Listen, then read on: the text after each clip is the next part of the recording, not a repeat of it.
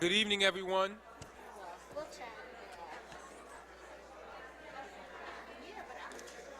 The Board of Education meeting is hereby called to order. We do have the presence of a quorum. We will begin with our act of reverence and pledge allegiance to the flag, led by our student rep, Sarah DeLoss.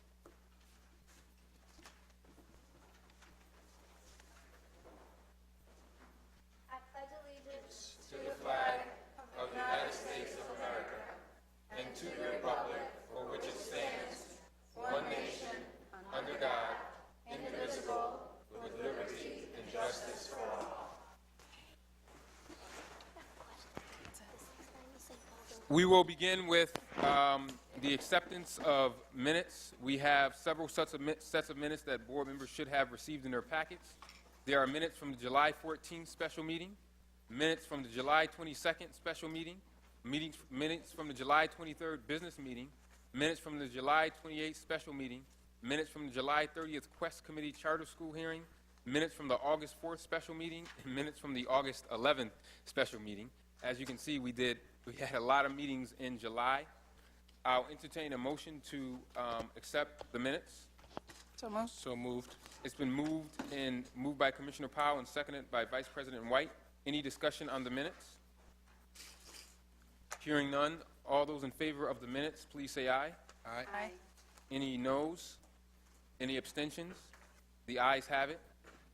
Student recognition, we have none, but we will resume that with school starting back in September. Speakers addressing an agenda item. Because we only have 6 speakers tonight, we have 3 on and 3 off agenda. I'm just going to have go through all 6 speakers now. And we'll start with Cheryl Marshall, who will be our first speaker, and Cheryl Marshall will be followed by Vicky Govia. Each speaker will have 3 minutes, and I would ask that when you hear the beep from the clerk that you please conclude your remarks. This will prevent me from having to cut you off. So we'll begin with Cheryl Marshall. Is Cheryl here?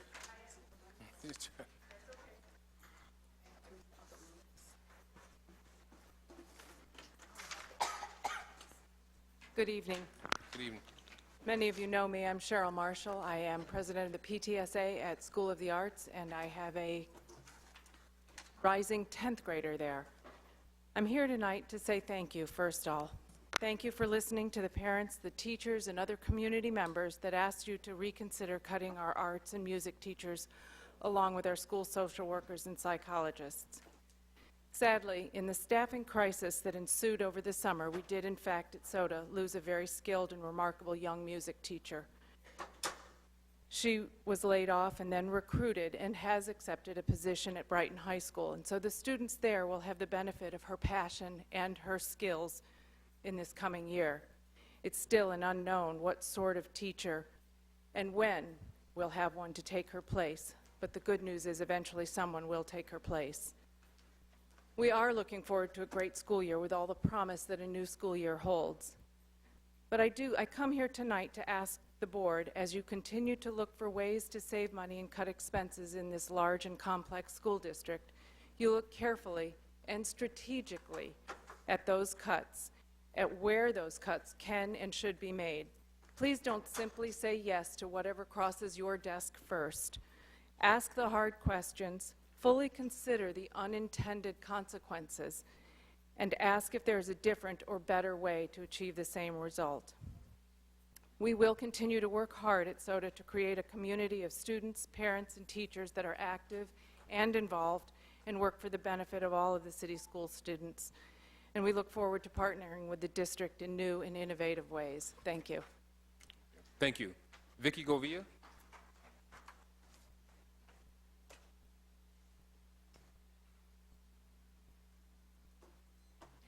Good evening, Commissioner Evans, members of the board, Superintendent Brizard.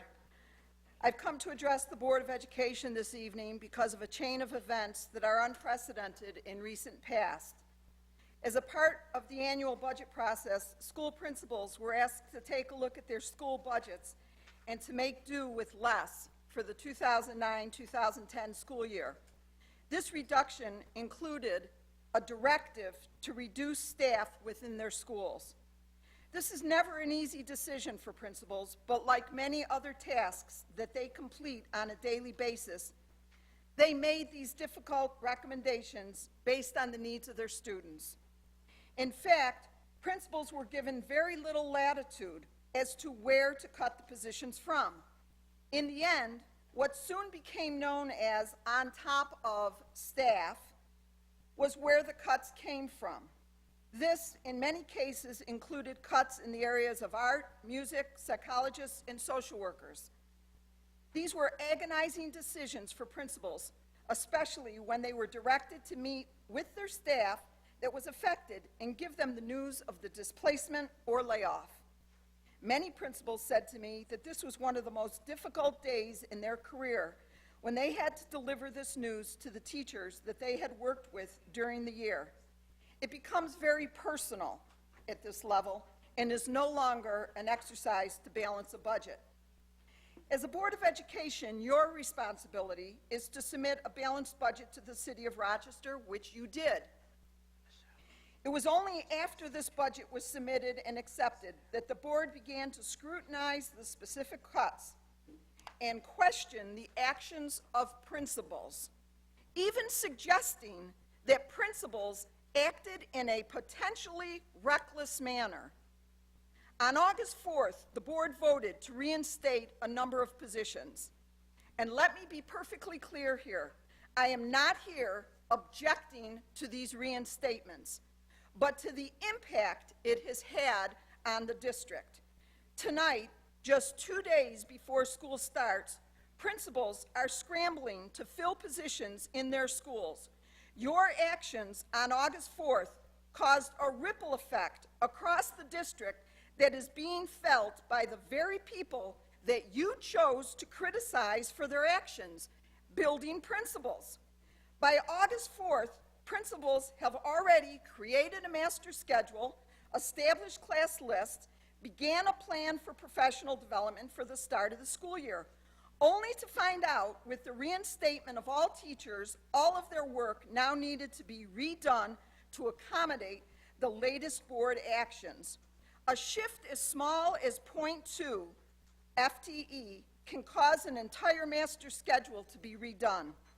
In addition, the reinstatement of teachers simply means that the district has no reserve of teachers, so when enrollment shifts in the fall, the only alternative will be to disrupt schools and reorganize classes, impacting the lives of our children. Okay, Ms. Scovia? So, I'm concluding. Okay, thank you, please. So while we constantly hear that principals are being held accountable for what happens or doesn't happen in their school, I find it insulting that this board would publicly criticize the actions of principals who were simply doing what they were directed to do.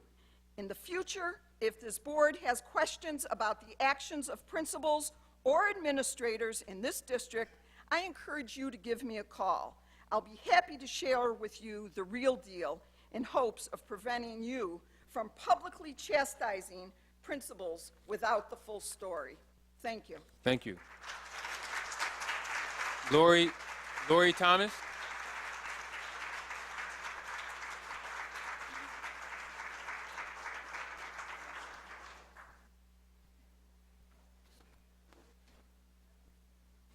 Good evening. Good evening. My struggle with the Rochester City School District has rarely been of a personal nature. However, in light of the superintendent's press release regarding a commissioner's attack on his integrity, I felt it important to follow his lead by defending the public attack on my personal and professional integrity by my administrator and the superintendent. With respect to the superintendent's request to come before him before going to the press, I did follow the district's chain of command in reporting events that I felt were contrary to the healthy and successful education of children. While expecting nothing more than a termination of these and any further events of a similar nature, I was instead personally maligned by my administrator and the superintendent in an email communique that was sent to members of the superintendent's staff, school board members, and the Board of Regents. While it is true that I was assigned 12 fifth-grade students in the 07-08 school year, It is also true that of the 12 students I was assigned, only 4 had passed either or both the 4th grade ELA and math state tests. As well, I team taught with the other regular education teacher delivering math and science portion of the curriculum, meaning I actually taught 26 students in math and science. This group held the largest percentage of growth in math. Whenever a substitute was necessary for the other regular education teacher, I volunteered to teach both classes, saving the school the effort of securing a substitute and the district thousands of dollars in substitute pay. While the integrated class was assigned 16 students, there was 1 general education teacher and 1 special education teacher, each having their own student teacher, making the student-teacher ratio for their class 4-to-1. Given this ratio, my student success equaled that of the integrated class in math and English language arts. Commissioner White asked why concerned teachers did not volunteer their time, offering students extended learning opportunities. During my time as a teacher, I hosted after-school game clubs, science clubs, African dance clubs, chess clubs, after-school tutoring, and stayed at school most nights until 7 o'clock in case students and/or parents needed help with the assigned homework. I also provided parents with weekly updates of their child's progress. In the 3 years I was assigned to School 6, I had one of the highest, if not the highest, attendance percentages of the school. All of these facts could and can be easily checked by the superintendent had he come to me personally for a response to the allegations sent to him by my administrator. However, it was the superintendent's choice to make public these less than accurate statements without regard for my personal or professional integrity. The district's most recent response to what they've deemed inappropriate behavior on my part is to remove me from the classroom for nearly a year, in which time most of my students failed their math test, and then reassign me to school number 45 as a building substitute, at my normal salary, of course. And while I accept whatever God has given me with a positive attitude and the willingness to do my best, this is a disgraceful waste of educational resources and taxpayer dollars. If this type of uninformed decision-making is to be expected from the superintendent and accepted by the school board, how can this community find any confidence in the financial decisions made on the expenditures of our hard-earned dollars?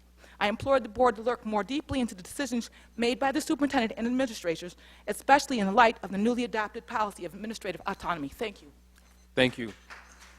Dale Smith. Dale will be followed by Charlie Richardson. Good evening, and thank you for this opportunity to address the board. My name is Delmonzi Smith. I'm a business professor at RIT, where I teach entrepreneurship and organizational behavior. I'm also the president of D.A. Smith & Associates, a strategic HR and IT management company, which I might add is a proud RCSD pencil partner. I sit on the board of the Rochester Black Business Association and the regional chapter of the National Academy Foundation. I can only imagine the challenges you face as you seek to provide a quality education for more than 34,000 students, and devoting resources towards increasing the district's use of well-qualified minority and women-based businesses probably appears pale in comparison to the many challenges you face. So I'm encouraged to see, per the 2009-2010 budget, a proposed expenditure of approximately $100,000 for the Office of Minority and Women Business Enterprise, otherwise known as MWBE. It is my belief that you approve this funding for 3 primary reasons. First, you recognize that we live in a community where many of our well-qualified minority businesses have a stake in what happens to our youth. Our minority businesses vitally depend on having a qualified workforce to compete, not just locally, but globally. And as you state in your mission, you seek to partner with the Rochester community to prepare students to be productive members of that workforce. Second, I cannot tell you how many minority entrepreneurs I come across who proudly share that they are themselves graduates of the Rochester City School District. Considering that 86% of our student population is African American or Hispanic, it is a good chance that the district is not only educating our future workforce, but also our future entrepreneurs. The very entrepreneurs who are creating jobs and contributing to our economic tax base. Third, by approving the Office of MWB funding, you obviously recognize that many of the challenges you deal with, from how to more effectively deliver instruction, to providing professional development for teachers, to even increasing parental engagement, can be solved by many of the well-qualified minority companies that exist, the very ones that you help develop. My hope, and I believe I speak for other well-qualified minority businesses, is that the district will continue to find ways to engage and encourage value-added relationships with minority companies.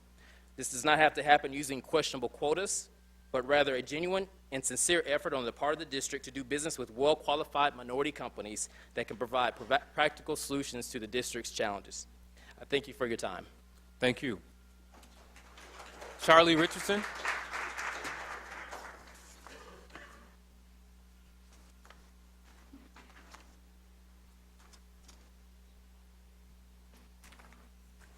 Good evening, and thank you for giving me the opportunity to speak again. I just need to clarify, even though I belong to several organizations in Rochester, I'm not speaking for any of them. I'm speaking for the 174 parents that elected me as a community member to represent them in schools and the Board of Education. And I'm here for a report tonight. Number one, we have a big problem, and you already know it, at Franklin School. We don't have leaders down there. We have people that should not be in that position, for the simple reason is, for 6 years, they've never had parents involved. They are out of compliance with Title I and No Child Left Behind because they don't even invite parents to their meetings. And they've held several of them. I have tried to meet with them to find out what we can do. It's nothing. Here's some of the things that are happening. Okay? There is no pride in that school. And let me show you what happened. I asked how many teachers had to be let go, and Ollie said 8. And I asked him which ones. Well, he wasn't sure of them, but one of them was music. I thought we just fought for that last month, that we were going to have music teachers. Because why? To build pride with the students and to keep them in school and keep them active, they'd like to have a marching band again. But they're not going to have the opportunity under that leadership. With that leadership, I'll tell you, I was there for about a half hour with Melina Lucione, who happens to be the parent liaison. She hasn't been back to work yet, even though Cheryl Wheeler and Title I approved that money. Brought in somebody else. She was hired last year in November, didn't even know about Title I until I brought it up, and we finally got some money this year for the first time in 6 years. She needed to get out letters to the parents and be able to meet with all the 7th graders coming in. She wasn't there all summer because there was no coverage for her. Now they said that officially she'll be going back to work next week. That's too late. While I was there for that half hour, 3 parents come in wanting to transfer their children out of Franklin. The reason why?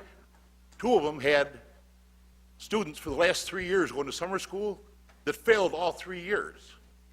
There is no pride down there. And I'll tell you, it's with the teaching staff also. There's a lot of good teachers there, innovative ideas, but it's being stopped. And when as I, as an elected official, have to give 48 hours to go into that building to work with the parent liaison of building that, I think that something needs to be done. Now, I know some board members have been down to some meetings down there, and I certainly appreciate that. Okay, Mr. White, I think you're very aware of what's going on down there. And again, the rest of you, I suggest that you get down there and just take a look, please. And again, we do thank you because, you know, look what happened with parents who got involved about the food service.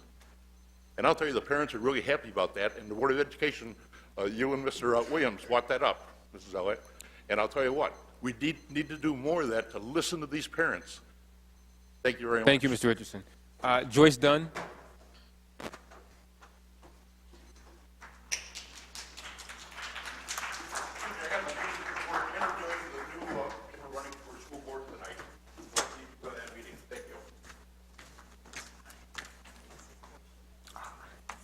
Good evening. In addition to my position here at Central Office, I'm also the Secretary for ASAR, and as such, I'd like to read to you a letter that was written by the ASAR Executive Council. Dear Superintendent Brizard and Commissioners, this letter from ASAR Executive Council is written in the spirit of collaboration, cooperation, and most importantly, with the well-being of the Rochester City School District children as the paramount concern. The ASAR Executive Council agrees with the philosophy that more in-school time will correlate with improved academic achievement. As requested, we have adopted and implemented the new suspension policy despite the fact that this policy limits administrators' ability to use suspension as a disciplinary tool. The concern of the ASAR Executive Council is the disconnect between the philosophy of the policy and its implementation and limitations. For example, inconsistent staffing, lack of funding, overall safety concerns, and a general lack of communication with key stakeholders. ASAR requests a vigorous review of this new policy. What we need is to determine whether the policy is serving the needs of our students in the spirit in which it was written. If it's determined that the current policy is lacking, we would like to address how the policy and its implementation can be improved in order to ensure that the policy meshes with the expected practice and outcomes that result in meeting the needs of our students. As a first step, the ASAR Executive Council requests that a working group of your choosing be convened jointly with ASAR as a collaborative process to review and evaluate the current practices associated with the policy. ASAR proposes that the following questions be included in the rigorous review. If the goal of in-school suspension is to increase student achievement, have we been successful? Have adequate measures been established to ensure the safety of students, faculty, and staff who are deeply involved with this process? Have we, as a district, done an adequate job of communicating the culture shift that is necessary to make this effort successful, particularly with the stakeholders who are affected the most, our students and parents? How can the implementation of this policy be improved? We await your response and look forward to beginning this process together. Sincerely, ASAR Executive Council. Thank you.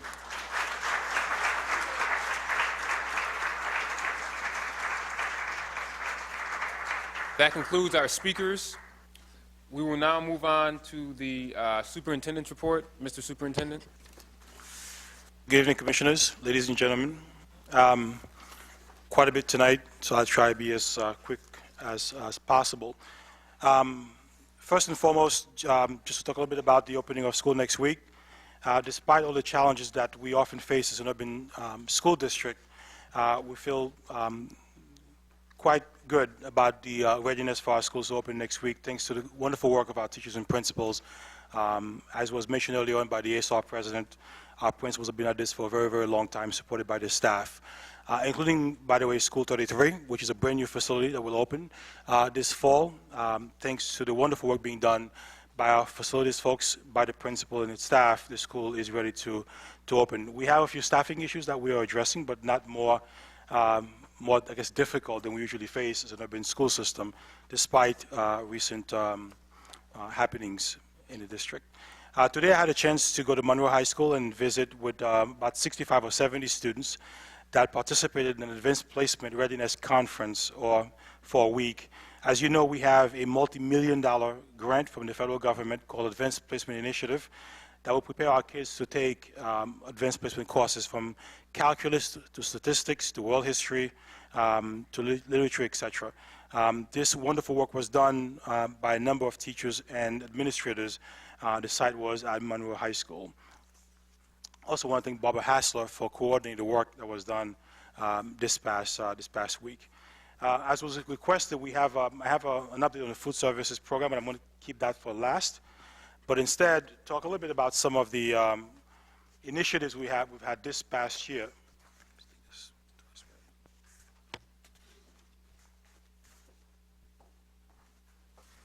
You have in your packets a review of 3 different programs we implemented last year. In-school suspension will be done in September. We're still going through the numbers of suspensions for the district, perhaps even addressing some of the questions that were just raised a few minutes ago. But let me first start with the Dream Schools Initiative led by Michelle Hancock. Michelle, thank you for your wonderful work this past year in leading that initiative. As you know, this was a way for us to take a look at our most struggling schools in the district. Your packets include a comprehensive report for each one of these, but I'll give you the highlights that you may find in the reports. The goal for the Dream Schools was to create sustained significant change in 6 low-performing schools. School number 8, school number 5, International Finance Career High School at Franklin, Global Media Arts High School at Franklin, Thomas Jefferson High School, and Wilson Foundation Academy. Some of the core elements that we put into this program, one was to have an executive coach for each principal, an intervention specialist, and coherent set of interventions, including advisory groups, extended learning and literacy and mathematics, multi-year grouping, looping, etc. After-school tutoring, extended day, extended week, a uniform curriculum with interim assessments that inform interventions and adjustment, an on-site staff development coordinator in ELA and mathematics, data stewards for effective data-driven decision-making, targeted class size reduction, support for students' emotional needs, instructional technology. We had at least one model classroom in each school, and of course, intense professional development. Very quickly, the results, all 6 schools showed tremendous improvements, gains in English language arts. 5 showed achievement gains in mathematics. 1 school was moved off the SIR list in 1 year. This was Wilson Foundation Academy. Again, congratulations to all the wonderful work done by these 6 schools. All of the schools reported their achievements in town hall meetings at the end of the year. And the assessment teams, of course, which included parents, school and district personnel, executive coaches, dream school consultants, etc., provided critical feedback to inform our work for 2009-2010. So based on our findings, we're making some tweaks and some changes for this year. We've included now East High School as part of the Dream Schools initiative for the 09-10 school year. Wilson Foundation came off the SIR list, and technically does not need to be in the Dream Schools, but we did not want to drop them off completely, but they'll continue to receive support, and perhaps even use some of the expertise in that school to inform the work of the other schools. The second report you have in your packet is the Young Adult Evening High School program. As you know, this program was created to address the needs of students who are 17 years or older, who are in danger of dropping out of high school, mostly because of adult issues. So the program was located at Freddie Thomas High School and run by Tony Robinson, the program administrator. The idea was to provide opportunity for students in danger of dropping out to retrieve credits in graduate high school. We provided students with a different time schedule. They came to school in the afternoon into the evenings. We had dedicated teachers to the program. In other words, we didn't have teachers coming in for after-school programming, but were full-time staff at the school. We accelerated opportunity for credit retrieval. We had targeted academic support. Each student was paired with a staff member as a mentor. In terms of the program, we served 67 students last year, 47 males, 47 females, 20 male, 84% were African American, 13% Hispanic, 3% Asian, and 3% were English language learners. 10% of the students were students with disabilities. The average daily attendance was 81%, and of the 53 potential graduates, 40 of them graduated this past year. That is a 76% graduation rate at the site. 10 graduated in January 2009, 23 in June 2009, 7 in August 2009. Part of our work this year is to begin to take a look at ways of making the program year-round and having a rolling admissions program so students can graduate throughout the year versus waiting for the end of each semester for an assessment. So the program, we feel, has been successful, and we're looking to increase the number of students we are serving in the program. The last you have in your packet is the I'm Ready program. The I'm Ready program, as you know, was provided for long-term suspension for students. If you recall, prior to that program, students who were suspended for 6 days or more were only given 2 hours of instruction. So this program was provided to provide students with an extended learning environment where they could continue the work they were doing in their day school. So we had the core academic programs, the core ELA, math, science, and social studies, provided a ton of supportive services for social and emotional growth. The program partnered with the Center for Youth, Pathways to Peace, and the Center for Dispute Settlement. 950 students were assigned, grade 7 to grade 12, throughout the year. 84% African American, 13% Hispanic, 3% white or other, 3% English language learners, 11% with students with disabilities. 88% of the students were assigned to the program only once, which means that we had only a 12% of recidivism rate, which we feel was a huge success. 35% of students who were assigned to the program never attended.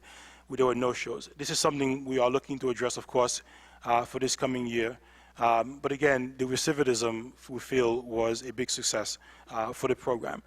The last report you will get at the next board meeting or prior will be the safety initiative that we had here last year, which includes, of course, the in-school suspension program. We're going through the data before we produce the program for you.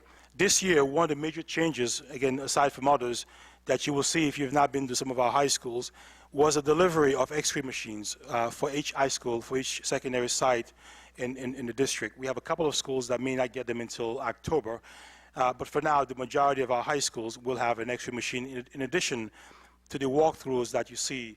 So the idea is for book bags and other things to go through the machine to minimize the number of weapons that actually get into our schools. We feel that if places like East High School had this system in place last year, the gun that was found in the school would not have been there. So our safety officers have been trained on this program throughout the summer, and they'll be in place for the beginning, for the opening of school. I urge you, if you get a chance to go, please, and visit. Commissioner Elliott had asked for an update on the food services program. It's my last piece for this evening, I'm sorry. As you know, we have a new contract with Aramark Food Services.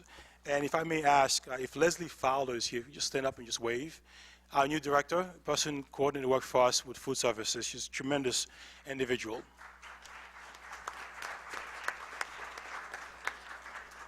So quick highlights, I just passed over to you. Contracts with SAD, menus, production records, etc. A lot of work has been done. I sent you some photos where even our deputy superintendent for administration was there with his overalls, cleaning and getting ready for the opening of school. A lot of work has been done on ordering of food, inventory process, customer service, safety, etc. We feel so far in the short time that Aramark has been in the district, the amount of work done has been tremendous, and we're very, very happy and grateful for them being here. As you know, this was a community-wide effort. And I especially want to thank the Finger Lake Health Association, Wade Norwood, the Wegmans Foundation, and everyone else really got involved in this, including the Community Foundation. I'm sure I'll forget someone. A lot of people put their hands together to try and make this a success for this coming year. We will not fix all of it in 1 year, but we've made tremendous strides in a few months in making this work. I also have 2 copies of the food service resource guide given to principals and administrators in the district. I didn't put a copy for each one of you because it's a 46-page document. But if you'd like to have it electronically, I can forward it to you via email. Thank you. It's my report for this evening. Thank you. Questions from the superintendent regarding school food service, the I'm Ready program, the Dream Schools program, and also the young adult evening high school that he just mentioned? Yes, Mr. President. Mr. Vice President? Yeah, I just wanted to know why the good news hasn't gotten out regarding the reduction in disruptive and violent incidences. I understand they've gone down 40%, and my additional understanding, actually I read about this, I think in city newspaper, I think Mr. Macaluso did a blog on it, or there was an article about it, and that there's been a reduction in suspensions of 37%. Maybe I got the numbers mixed up, but this is good news, and no offense to the city newspaper, but I think the word of this good news should have gotten out a little bit broader. Is there any intention of doing that? Absolutely. And let me just say, Mr. Superintendent, because credit should go to Jim Shepard, and I know you've probably given plenty of kudos for this, but this was hard work. It began with an audit of the security audit of all the schools. I know Commissioner Campos and I went to the very first one. Jim Shepard was there. I think it was one of the first things that he did. This reduction did not happen by accident, and I think people need to know about it because people need to know our schools are safer and they're better now. Commissioner, absolutely. Except that as much as I love Jim Shepard, this was a cooperative effort, including Jim, of course, but a number of individuals, and again, not because my principals are here or ASAR is here, but our teachers and principals really put their heads together. Despite some of the noise you heard last year in November, a lot of work was put into this. One thing that was said in that letter, which I believe is absolutely correct, it is a fundamental paradigm shift in culture, where you had students, of course, who were being put out in the streets, who are now in school. It is not a perfect implementation. I think all of us will agree to that. But the fact is the numbers have gone down. We are looking to verify the final numbers before we begin to go even more public with this. I believe on September 1st, myself and Jim Shepard are scheduled to be on XXI to talk about some of these initiatives.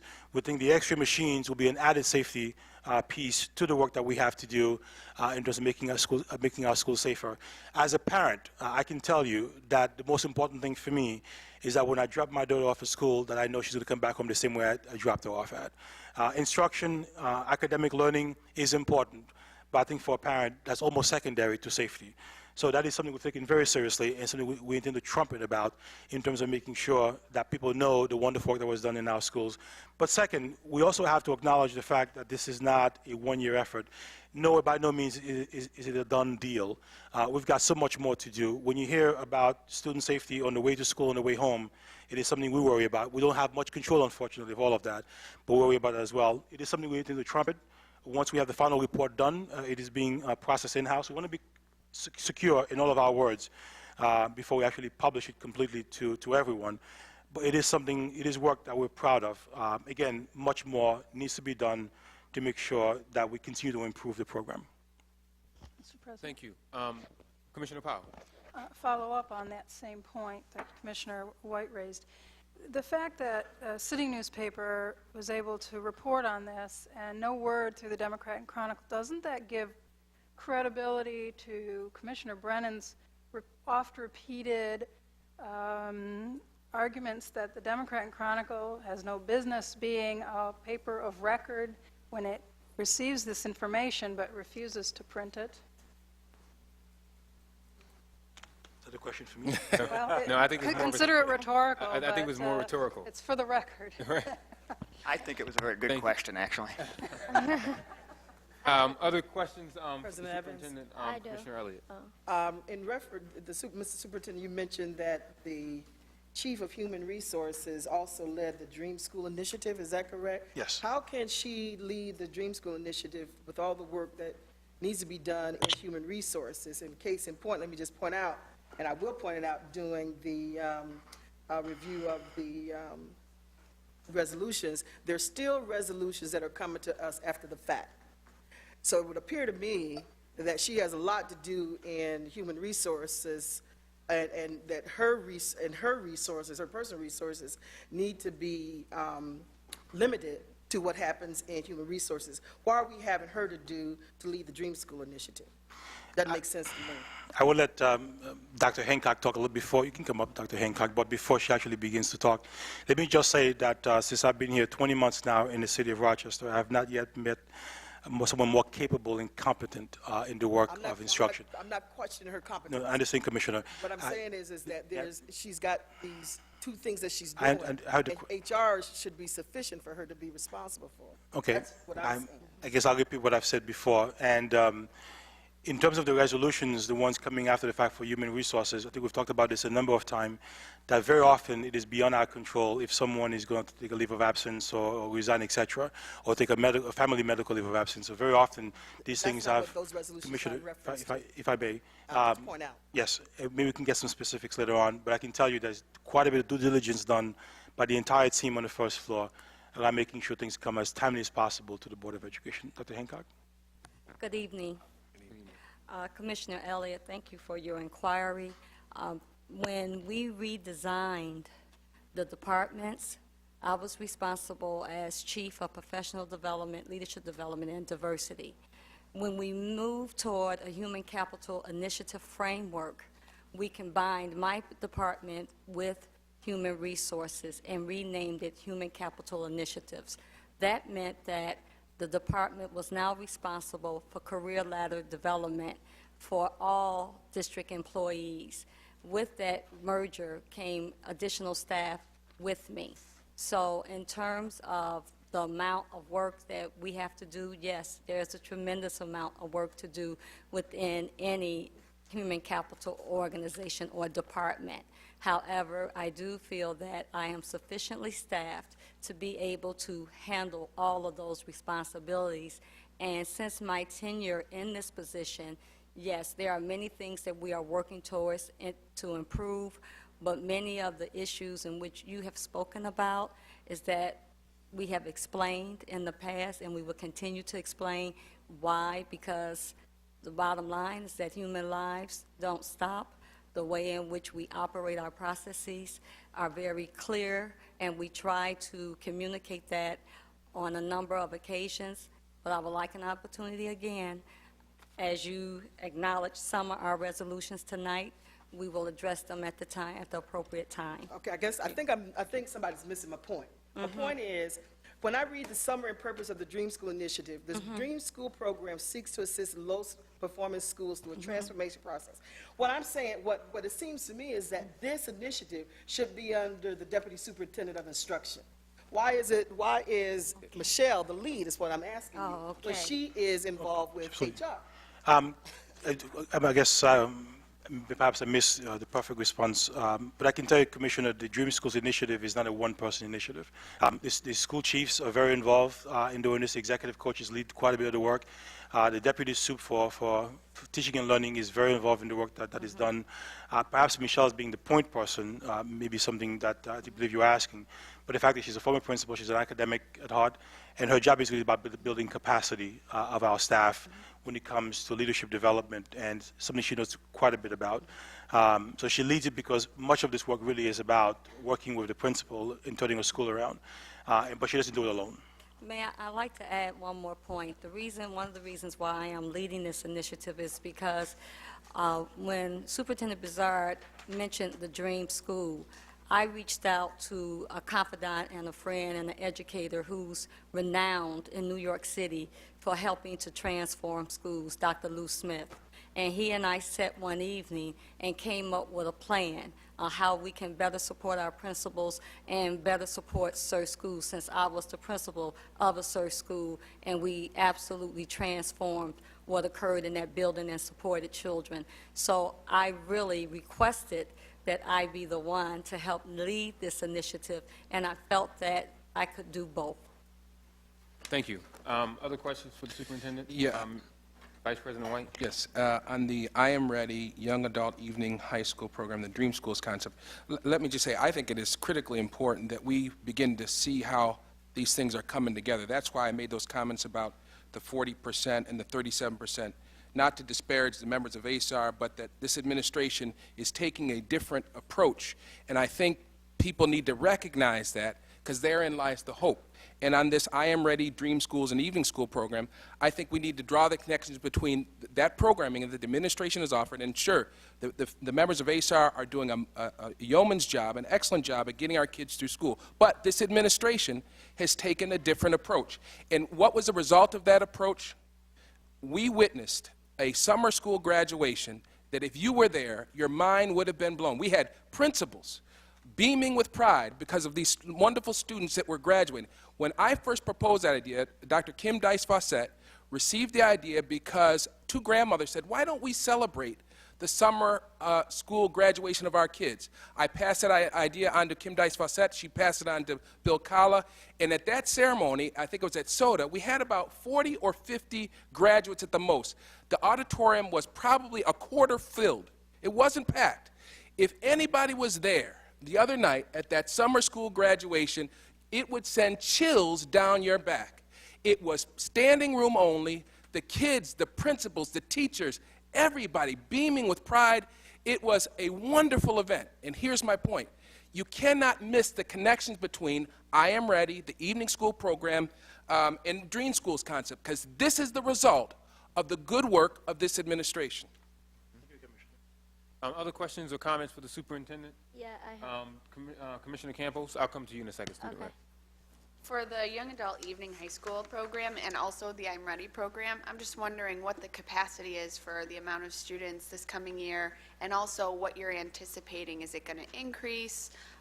What are your plans? With I'm Ready, Commissioner, the hope always is it decreases. But again, I mean, many people, I guess, will assume that the program was created to reduce suspension. We always hope that will happen.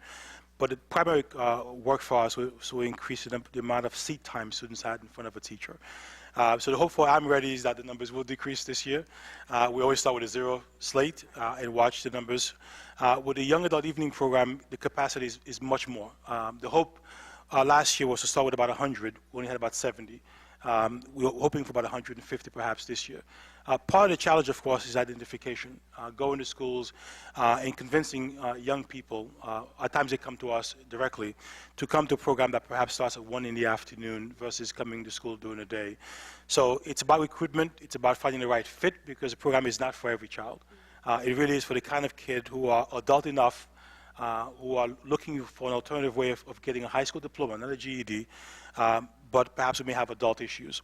This past year, we had a number of young mothers in the program. I believe the vast majority of the girls were young mothers. So one thing that I've talked to Tony Robinson about is the work now to find a qualified CBO to become a true partner to the work, where perhaps you can begin to leverage county services, other services in the school, because very too often we lose those young individuals because they have to go to the county for Medicaid issues, etc. So the work for us is we can get them to us instead, even if they come once a week. So these young individuals don't have to go out and sit online and miss a school day, but can be there. So we hope to double the numbers easily in the I'm Ready, but I mean, sorry, the Young Adult Evening High School program.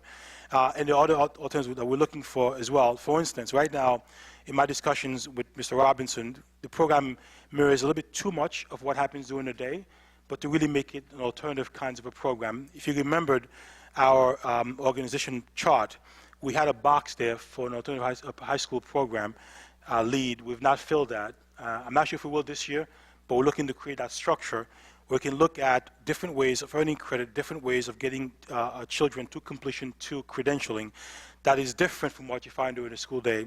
There are programs that we're looking at right now, technology-based, distance learning programs, etc., that we can easily embed within that program so students can complete at their own pace. Let me give you an example. Right now, if a child is missing, say, Global 1, they will sit in the class X number of hours and earn the credit. But imagine a classroom where you may have 10 or 15 students, with perhaps one history teacher, where you may have all 10 at different paces in global, US, economics, etc., where they're working at their own pace, completing modules, being facilitated by one or two teachers. This way they can complete, move on, and perhaps even complete more than one course in a year. Because many of the students failed the class before, so all they really have to demonstrate is the mastery of the standard. So there are different approaches to this that we're going to be toying with over the course of the next year to begin to provide alternative ways for kids who may be disengaging from the program during the day, not because they don't have the academic prowess to do it, but perhaps because they may have a child, they may have 2 children, or they may have to work to support a family, or even a parent. If you go to the adult program at Hart Street, during graduation, you hear about young people whose parents had cancer. They had to leave school to go to work to pay the bill, and then come back and get a GED. Perhaps if we had this kind of program 2 years ago, 3 years ago, they would have gotten a high school diploma.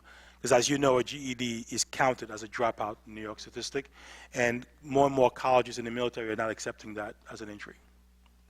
And just as a follow-up, the only reason why I ask about the I'm Ready is because I know way in the beginning of the implementation of ISS that there was a capacity issue in terms of how many to hold, how many students to hold. So what's the capacity over there?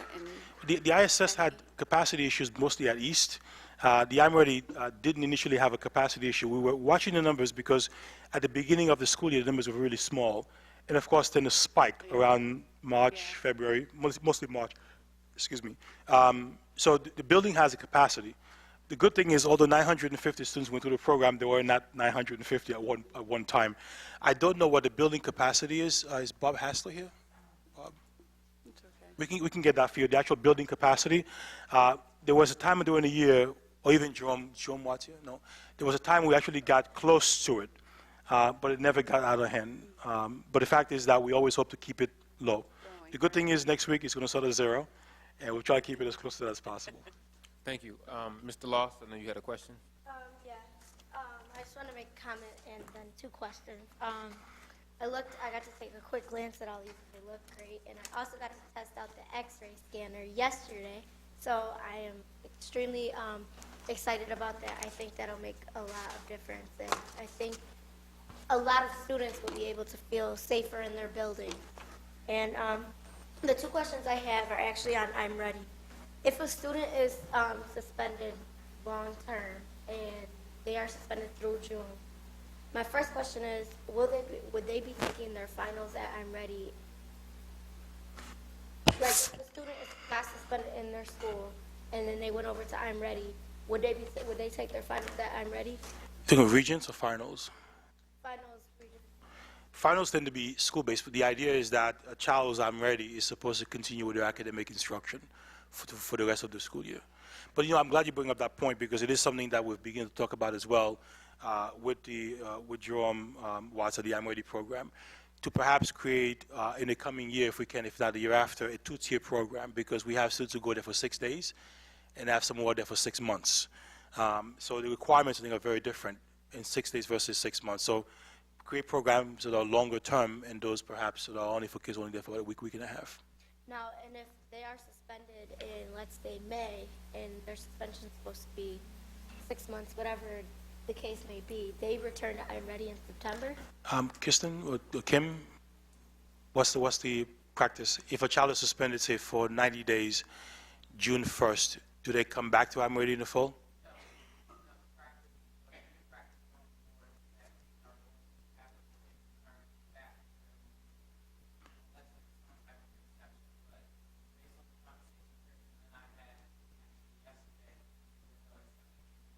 Okay. So the idea is to try to give students as much as possible a fresh start when school opens in the fall, unless there are, again, extreme circumstances that will provide some safety issues back at the home school. Okay. And my last question is, if a student is sent to I'm Ready and they stop going, are they considered a dropout? No, dropout has a specific definition.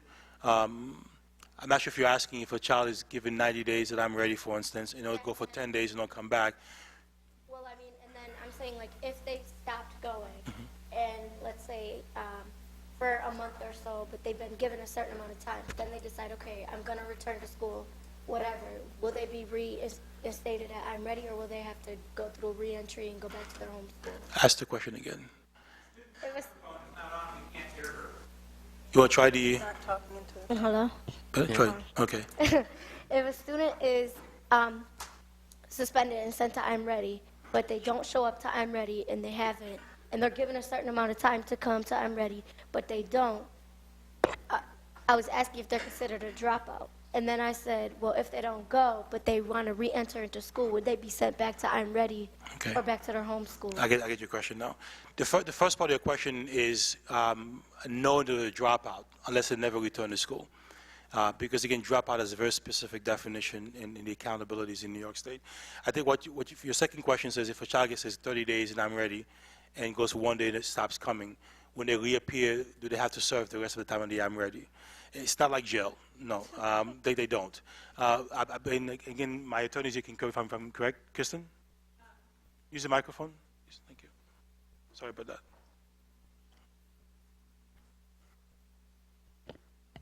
If a student's assigned to the I'm Ready program for 30 days and they do not show up at the I'm Ready program for all of those 30 days, they still are to return to school, their regular program, on day 31.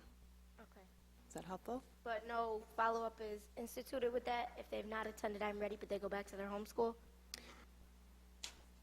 Are you asking? We do not extend the penalty. Yes. They're counted illegally absent from school. So all of the mechanisms that we have in place for students who are illegally absent go into effect during that time that they are supposed to be attending I'm Ready. Okay. I believe it's part of the legislation. SAVE is a New York State regulation. This is not something we've decided. In other words, you could not double jeopardy to a student because they didn't come to the I'm Ready. There's no law requiring them to attend the I'm Ready program. There's a law requiring them to go to school, if they are under a specific age. But bottom line is we don't have the power to do that. But the fact is that if a child, again, if you listen to my report, 35% have never showed up on average throughout the school year. That is a problem for us because it means they didn't get the intervention, the support to stop the behavior perhaps a second time. So it is an issue that we have to address moving forward because, again, if they didn't show up at all, whatever issues happened at the school was not exactly. Correct. That's our problem, yes. Okay, thank you. I am very sorry, Mr. President, but this is a good dialogue. I know Rick Crane out in Irondequoit, and I've had this experience as a lawyer representing students who were suspended. Jeff Crane, I'm sorry, thank you, sorry about that. I've had this experience. What they do, and you correct me if this would not apply here, but they, let's say, for example, suspend a student for 90 days or 6 months.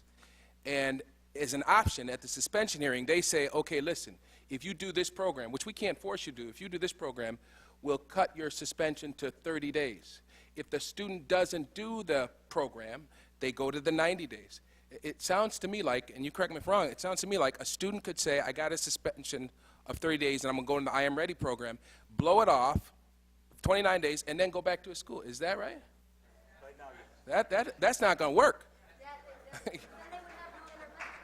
So if that's, and I'm underlining the operative phrase, if that is true, no, I didn't say it's a waste of time, but what I did say is, what I do think is we ought to reconsider that approach, because again, Jeff Crane, and my experience as an attorney representing these kids is they give them an option, and the option is a shorter time in this program, and if you don't do that, then you're going to do full-time. But Commissioner, if they don't show up for the full program either, they still go back to school after But listen, the student would be looking at 90 days in suspension as opposed to 30 days. But I think it's the same situation that we face as well. If they don't show up, if they choose to not do the shorter time and still decide to skip for 89 days or 90 days, they still go back to school without any kind of intervention? Well, no, I understand that, but I'm saying at the very least, the student wouldn't get the benefit of saying, okay, I'm going to chill, hang out. I want to be back in school anyway, so I'm going to come back after 29 days. Yeah. I agree, except that actually in some cases, in some cases, and I'm ready, I actually have, and Jerome will tell you this, students who actually go there and don't want to go back. Don't want to go back to I Am Ready. To the day school. To the day school. They prefer the I'm Ready program in some cases. So it may not be a carrot, in other words, tell a kid you're going to get 30 days. It will work for some kids, not for all kids. Have we tried that approach where we say? Well, yes. We've instituted variation on Superintendent Crane's, how he has it structured. We structured something called contracts of conduct. So we would go to the long-term suspension hearing, and our hearing officer would engage in a dialogue with the family and the building to discuss what kinds of guidelines and frameworks the child and the family would agree to, whether it be community service, intervention, counseling, and we would offer parents the opportunity to enter into those kinds of agreements. We have those agreements available, and our hearing officer, Derek Banks, uses those when it's appropriate. We've had very mixed success with those agreements in terms of parents accepting the terms that the school and Mr. Banks try to outline.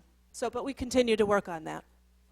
I'd be interested to know what the actual numbers of success are. I mean, if we could, because I think that if we examine whether we are really motivating our kids into remediation and support, or whether we're just giving them the option that they get to choose to do their time or not. I'm concerned that many kids may say, I'll just do my time and then go back to school. And then you got all those frustrated principals back there that have to deal with them because the kid hasn't done anything. Except that, we don't, Commissioner, one thing I want to caution us in using is the word time, because the idea here is to continue the academic program and perhaps not them seeing it as a doing time, for instance. But I'm telling you, that's what a lot of kids look at it as. That's just the reality of it. I don't think that's how it should be, but I think that's how many kids look at it. But I think that Jerome, who I know pretty well, has created such an atmosphere over at I'm Ready that it really is not a. I mean, they are away from their friends, but I don't think that once they get there and get into the program, just from the students I talked to that have been there, some of them were at the academic showcase, saw it as. Actually, many of them flourished there because they got what they needed in terms of attention, support, connection to services. So I'm Ready is a perfect alternative for students who may need that structure. And I wish we had a school that was similar to I'm Ready, because those students actually benefit from being away from that traditional school structure.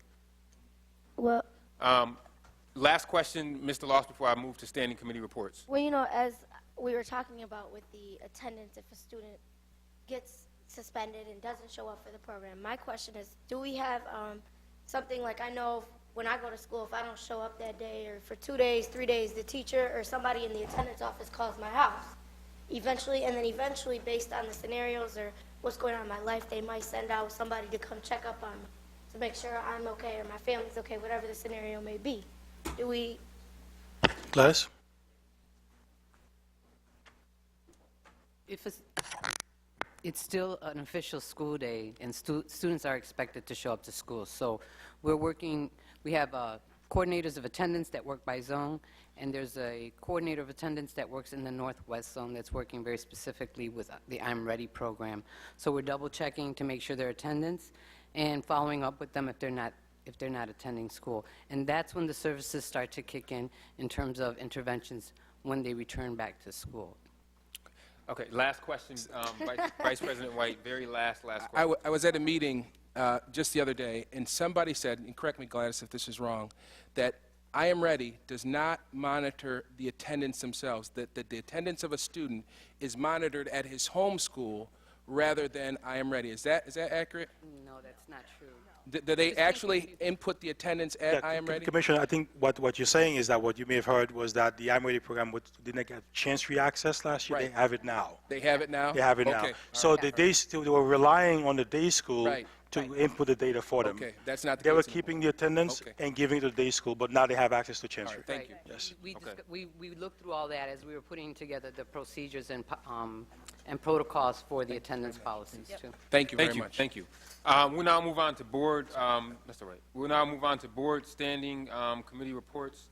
I always start with our student report, so I'm going to start with Mr. Loss. Hi, everybody. Sorry I took a 2-month vacation.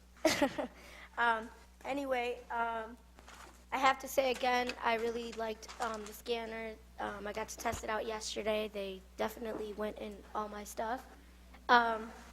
So that worked out well. I have to give kudos to the graduation that I attended on Tuesday. The message is basically, it doesn't matter when or where or time or the day in your life, as long as you get there and you receive your degree, I think that says a lot more than the paper itself. So I was very proud to attend that and see some of my fellow classmates walk the stage. As well as SLC was able to give some input into the Safe Schools grant along with other youth organizations, Youth as Resources, the Mayor's Youth Advisory Council, Youth Voice on Vision, and SWAT. These young people are coming together to try to come up with a plan and better ideas of how we should use our Safe Schools grant. These committees will be meeting again. SLC Monday is doing Operation Backpack over at 30 Hart Street. That's at 2:30. We are accepting donations of backpacks and school supplies from Channel 8 to be distributed out to our schools. The next SLC meeting is September 23rd at 3:30 p.m. I'm extremely excited to kick off this school year, and that concludes my report. Thank you, Student Rep. Commissioner Powell and the Finance Committee. Yes, before I start my official Finance Committee report, I want to speak to the principals in the audience to say that for those comments of your representative, ASAR President Vicky Govia, that were directed to me or intended for me personally, I want to tell you that I accept that rebuke. I've asked myself, why did I say what I said at the special meeting? Why didn't I just keep my mouth shut and vote as I chose to vote without sharing the reasons why? And I can't give you a good reason. If the real question is that why did the board wait so long, as you all know, I can't speak for the whole board, but I could certainly express to you individually if you ask, or through your ASAR president, what my motivations were. And I'd be happy to sit with President Govia about that. So again, I accept the rebuke, I own it, and I deserve it. Finance Committee met on Thursday, August 20th. I was not present, but I am still giving the report. The Finance Committee, first and foremost, approved the Student Activity Funds report. I ask at this point if I might move that the board accept that report. There's a motion to accept the Student Activities Funds report that you all received in your packet. It was moved by Commissioner Powell. Is there a second? Seconded by Commissioner Brennan. Any discussion around the Student Activities Funds report? Hearing none, all those in favor, please say aye. Aye. Any opposed? Any abstentions? The ayes have it. Thank you, Commissioner Powell. Okay. See, we also have resolutions 154 through 169. 164 and 165 are procurement, 154 through 57, and 159 and 161 are educational facilities, and 167 is student health services. 3 of these resolutions were amended, had suggested amendments through the Finance Committee. Now, so they were approved through the Finance Committee with suggested amendments. You'll find at the dais 3 plus a cover page, lilac-colored pages that someone would need to advance a resolution to amend in order for these, in order for the Finance Committee recommendations to match what we're actually voting on. I don't find them to be profound amendments on the one hand, but on the other hand, there's the words added reflect requirement that they not exceed budgeted amounts, which is implied in any event. So I think that we'll be in fine shape whether their amendments carry the day or not. I actually was at that meeting, and you're the better parliamentarian than I am, Commissioner Powell, but couldn't we just vote down 158 and vote in favor of 158A rather than... Well, a motion to substitute would be the same as a motion to amend. Right. When we get to those resolutions, when we get into the discussion of finance resolutions, the 2 commissioners that were at the Finance Committee meeting may make a motion to substitute the current resolutions that are there for the lilac copies, if the board has no problem with it. But as I say, I'm not convinced that the added language is necessary, but and in fact might set a difficult precedent because, in fact, it's always implied that the expenditures are within budget. So it actually might suggest a difficult precedent, but as I say, in and of themselves, they'd be fine either way. I believe that covers my Finance Committee report. And no financial reports this Right, and the next Finance Committee is September 17th at 5:30. Thank you.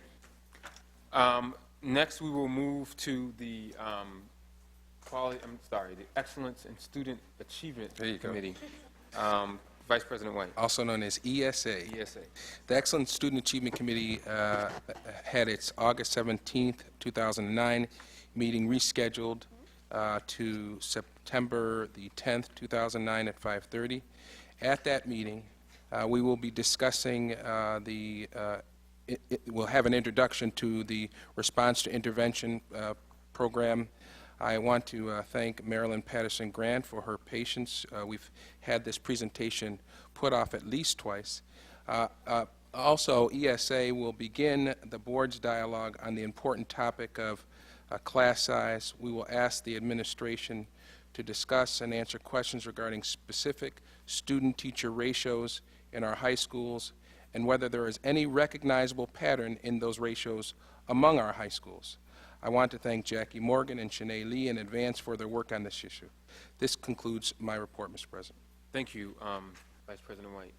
Commissioner Elliott and the Policy Committee. Policy Committee meeting was canceled for the month of August, and we will reschedule a meeting sometime in September. Please check the board website for that date. Thank you. Thank you, Commissioner Elliott.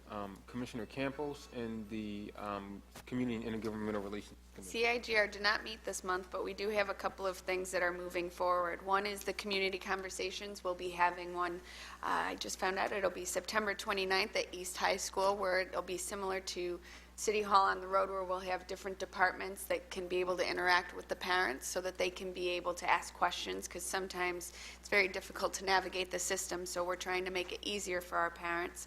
And also the student wellness policy, working with administration to put together a core group to be able to work on this in terms of food standards. And that concludes my report. Thank you, Commissioner Campos. Commissioner Brennan in the Board Governance Committee. Governance Committee met as a committee of the whole last month, and we'll be meeting again on the 22nd of September. It's probably not at liberty to go into what we Absolutely discussed. Thank you. Brief President's Report. I had the opportunity to attend Commissioner White also attended the appreciation event for the budget staff. I want to thank the budget staff again for delivering the 2009-2010 budget. I can only imagine what it's like to work in the budget office when you got the superintendent, department heads, and everybody else telling you where to plug numbers and what to do. So I want to thank them for their hard work, and I hope that it wasn't too crazy for them during this 2009-2010 year. They truly are the worker bees of this district, and want to thank them for their service this year and their continued service. It was mentioned several times. I had the opportunity to attend, along with the superintendent, Vice President White, and Commissioner Elliott, the August graduation. For those of you that did not know, we graduated 142 students this past summer. I think it's probably one of the biggest. So, I mean, it's amazing and a testament to all the hard work of the students, the parents, the principals, the teachers in the community. And I was just overwhelmed by the energy that was at the Hochstein School of Music. And I look forward to our graduation rate being increased and by us providing support to these type of students. Lastly, I'll say on this, once I got someone stopped me and said, "Why are you celebrating summer graduates?" I almost bit their head off with the simple fact that, people sometimes assume that because they're graduating during the summer, they're lazy, but you don't know the life situations that sometimes can intervene in a person's life. So I would say to those people that are critical of us celebrating our students in the summer, that they look in the mirror and maybe talk to the students that graduated in August to figure out what their individual situations were. So congratulations to them. We are very proud of them. The district launched a new website this week. The new site is designed to be much more user-friendly, easier to navigate, and more useful for the schools, for visitors seeking information about the district. And also, you should know that the order of business and index of resolutions for this month's business meeting are posted on the district's website and on the board's page.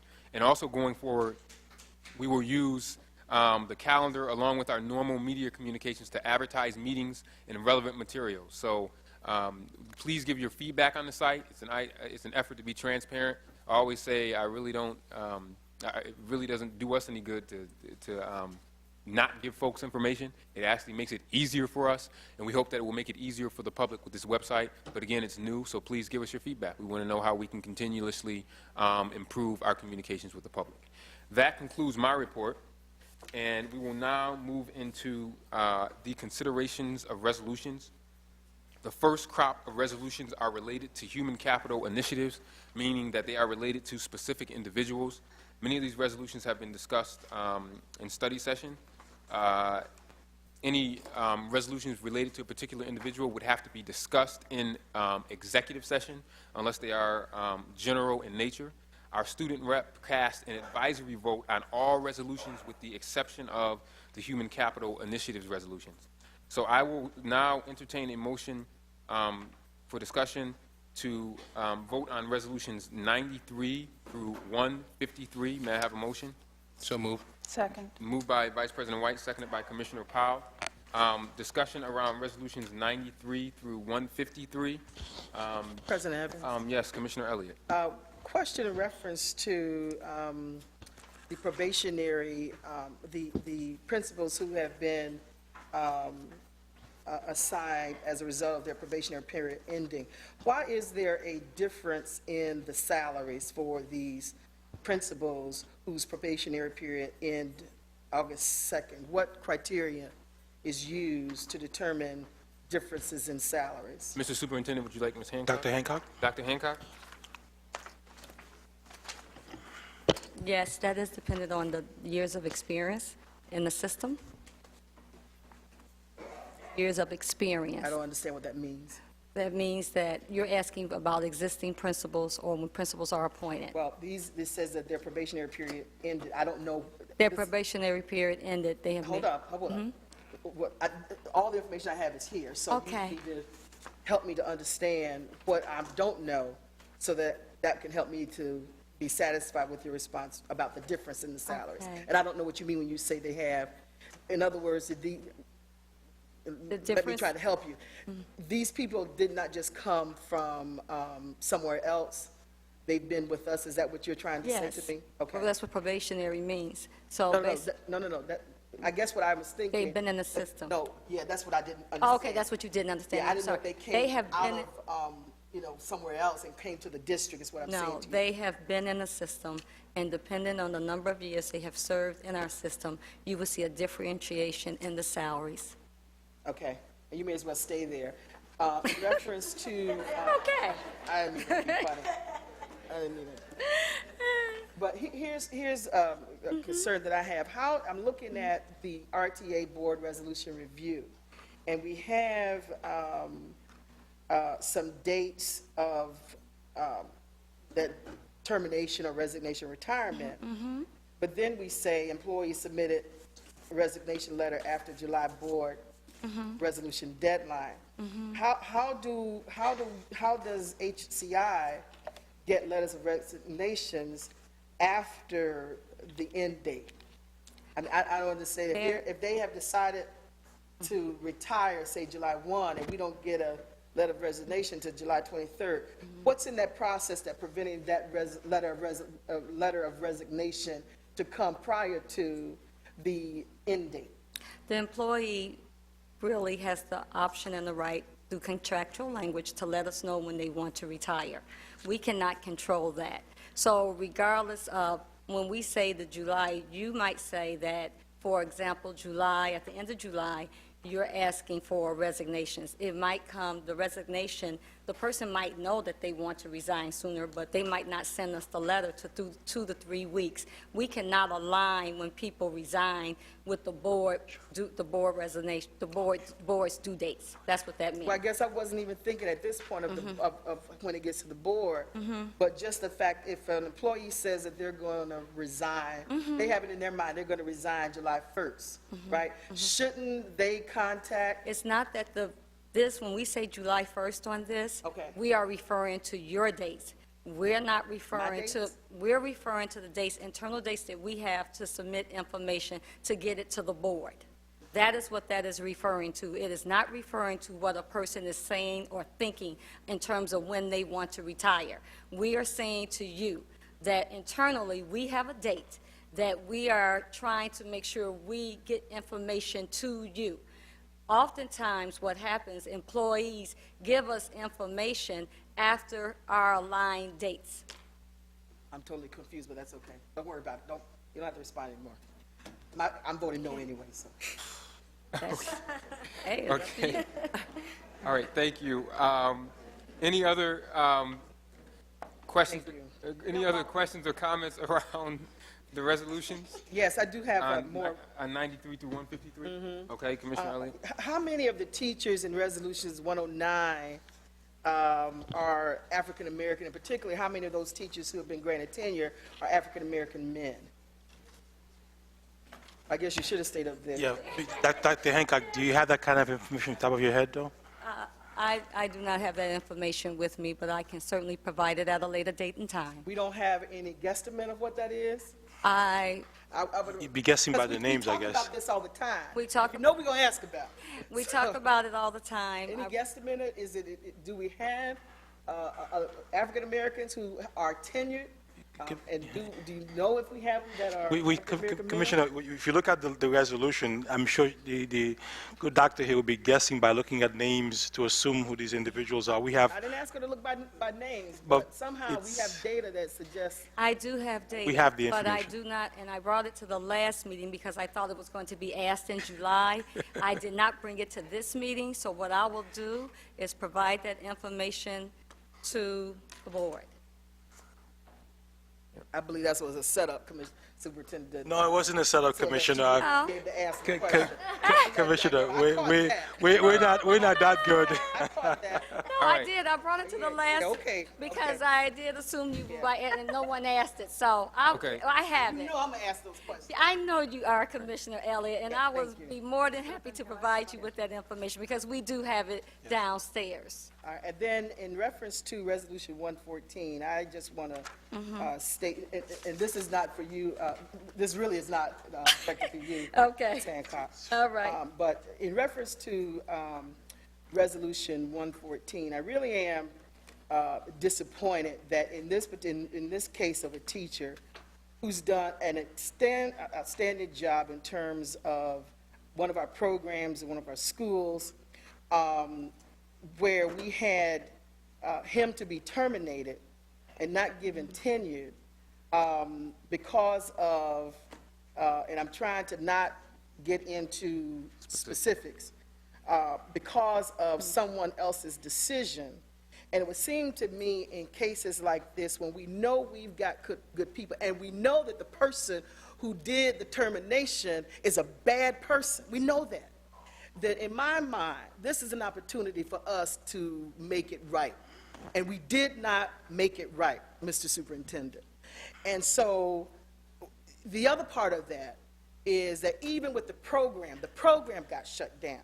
Here's an opportunity for young people to explore this kind of career, culinary arts, and to have this program shut down when there's a medium salary in this opportunity of $44,000 a year to allow one person to make a decision autonomously without considering the impact that these kinds of decisions would have throughout the district and the impact that it can have in our community, says to me that the decisions that we have made, these are unsound business practices. And I would say in the future that I would hope that when these decisions are made in isolation by principals, that we would take into consideration the impact they will have, not only for that school, but the impact that they will have for the broad, district-wide, because to have this program to shut down out of ego, and that's what it is. That's exactly what it is, because the program was running very, very well. Not only that, but we also have community partners that was involved with this. We also have people who invested in terms of facilities and what have you, and to have this program to be shut down by a decision by one person just seems to me to be not the best kind of practices that the district should undergo. And I really do point the finger because there's an opportunity, Mr. Superintendent, for you to have overridden this, and you did not. Okay. That's just my statement. And now I got a statement If on... no, you don't need to respond. You don't need to respond. That's my statement. All right. Now, Resolution 117. Why are we paying a teacher $33 an hour to operate AV equipment? Couldn't we get an AV person with much less? You see that? What number We is paying that? $33 an hour. What number is that, Commissioner? 117. That's a resignation. It's a resignation, No, Commissioner. no, no. Well, unless I got the wrong... That's the old one, remember? Okay, how I'm looking at it's- the wrong packet. Let me just go back and read it. Resolution 118. Okay, they're saying it's Resolution 118. Dr. Holloway, would you like to address that? I'm sure it's much more to $33 this. Somebody to operate AV equipment. I'm sure it's much more to it than this.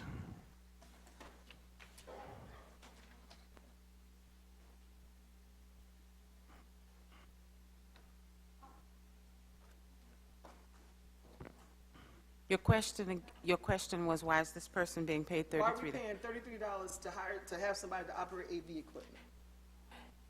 This particular person is a teacher, and when a teacher does this kind of work, that's the standard amount of money that they're paid per hour for their Did the work. teacher have to do that kind of work? Couldn't we get someone else to do it for less? Commissioner, I'm sure,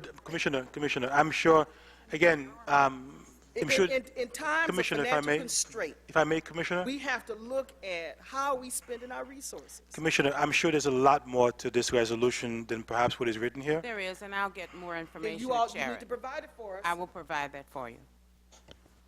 And then in reference to resolutions and I'm going to go by my old packet, but I think it's 131 to 149. We still are receiving these resolutions after the fact. Ms. Hancock, if you want to come forward, because I think this, I brought this up in the study session and you provided the explanation. 130, You may have a different number, Ms. 139, Hancock. page 37. Was it 132 Yeah, I think or 131? page 17. 132. In 131, Commissioner, the resolution was presented in July on time. This was amended to add staff. It is not a new resolution. Same thing for 132, same thing for 133, for 134, for 135. I believe all of them, Commissioner. If you look, bold and underline, amended to add staff. This is what happens, unfortunately, when we have the actual teachers' names on these, because if one person resigns and we add a new person or add one person to the work, the whole resolution has to be presented again. Exactly. So these are not new resolutions. They were presented on time. Right. And I just have some amendments to make when we get to that point. Okay. Ask for. Well, there's a motion on there's a motion on the floor for resolutions 93 through 153. Any other questions or general comments around 93 through 153? You said you... I want, when I vote, I want to separate out 114 so that we would make the resolution. So you can make that, that proposed amendment now if you would like. 114, you would like to make it 114 A and B? Correct. I'll second that. Yeah, I better make sure that it's, can I look at yours? Yeah. I'll second that. Okay. Let me just make sure that it is the 114. There's a third one. Yeah, it might be ABC. A, B, and C. Yep. So it'll be 114 A, B, and C. For Question. 114? Yep. Yes. A, B, and C? I don't see A, B, C. No, that's what the amendment would be. A. 114, A, A, C. B. Okay. And also on Resolution 152 that I had written down, but let me just. We're 93 through 153, so... We're just doing... No, that's a part of Yeah, it, isn't it? 193 through 153. Yeah, 152, right? Yep. Is it 152 or 153? Yeah, that's what I have to check to make sure. Everything bumped. It's 153 at this point. Okay. So I'd like to have 153 A, B, C. There's 5 names there. So, but for the Well, first three? For the one, I'm only going to vote for the one with effective date of September 5th. Okay. I'm voting no on the other ones. So are you looking for A to be the first 3, Or the B to be the 4th, and C to be the 5th? That would yeah, accomplish the what you're first, asking. the first 3 names and the last name can be A. I can't just be A too? That could be A. Okay. Madam Clerk, have you captured? No. Let me just do this for sake of ease. Resolution 153. Resolution 153. There are 1, 2, 3, 4, 5 names. I will make that resolution 153 A, B, C, D, and E. Resolution number 114. Resolution number 114 will be A, B, C. Have we gotten that, Madam Clerk? Yes. Okay. So we will now vote on resolutions 93 through 153. Resolutions 93 through 153. Any other? Yes, Madam Clerk. We will have to separate 114, 114A, and 114B. Yeah, that's what it's. Yep. Not A, B, and C. Yeah, 114A, 114B, 114C. Yes. Okay. Yes, and we'll vote on those separately. Do we actually need a motion? And that's a motion by Yes, by by me. Commissioner Elliott. It was seconded by Commissioner Brennan to amend. Right. All those in favor of amending, say aye. Aye. Aye. Any opposed? Okay. The ayes have it. So again, we have 114A, B, and C, and 153 A, B, C, D, and E. And we'll vote on 114 and 153 Wait a minute. separately. President Evans, I think there's still... Yes. That's not correct. It should be 114, 114A, and 114B. So there's three resolutions, first being 114, Well- second 114A, the third 114. What would be in 114? Whatever. Nothing left. Science, the first science teacher, Nancy. Okay. Secondary academic. Oh, That's this one. 114. Yeah. This Okay. The second name would be B and then C, Yeah. accordingly. Okay, So that's going to be, well, that's going to be C. okay. There are three names, three letters. It's important. Madam Clerk, are you saying there's got to be a 114 to have a 114A? Gotcha. And the subsequent items would be B and C. No, it would be A and B. A and B, Okay. I'm sorry. And the same rule Gotcha. for 153. Okay, Gotcha. so that's fine. So 114, and then 114A, 114B. Yes. Okay. And 153, Oh, I see. 153A, 153B, 153C, and 153D? No, no. For resolution 153, we'll have the first First. three employees as 153. The fourth employee will be 153A, and the fifth employee got will it. be 153B. Okay. Commissioner Elliott, you made the motion. Commissioner Brennan, you seconded. Are you two fine with that? Yes, Okay. I am. All right. So, and we'll vote on those two separately. So I'll entertain a motion for resolutions 90, I'll call the vote on resolutions 93 through 153 with the exception of 114 and 153, which I will do separately. So all those in favor of resolutions 93 through 152, would the, please say aye. Aye. Aye. Those opposed? 93, 95, 96, 100, 101, 103, 105. Are we voting on one, can I say 114B? No, we're going to get to that separately. We're gonna Okay. do that separately. 117, 130 through 149, 151.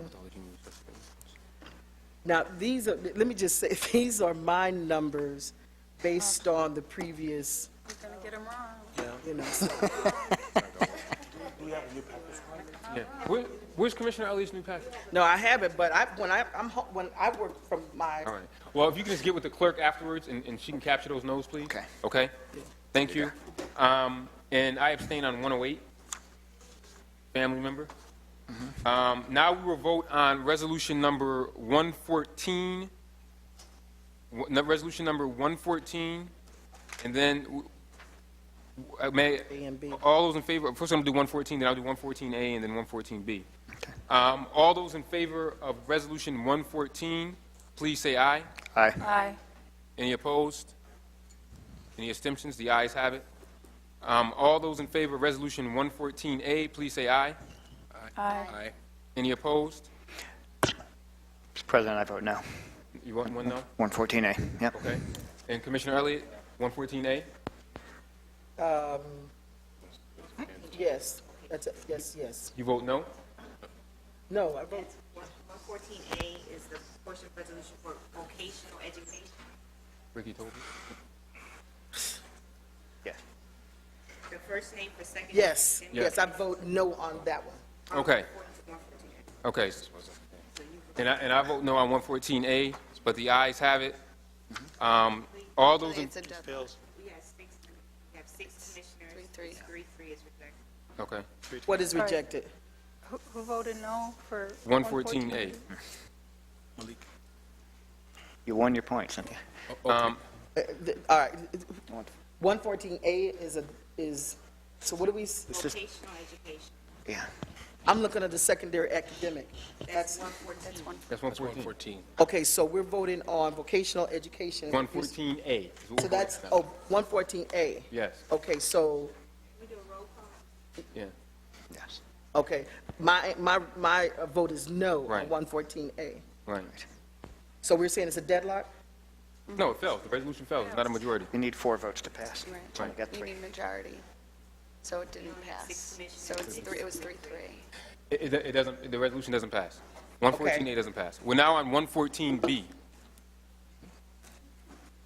All those in favor of resolution 114B, please say aye.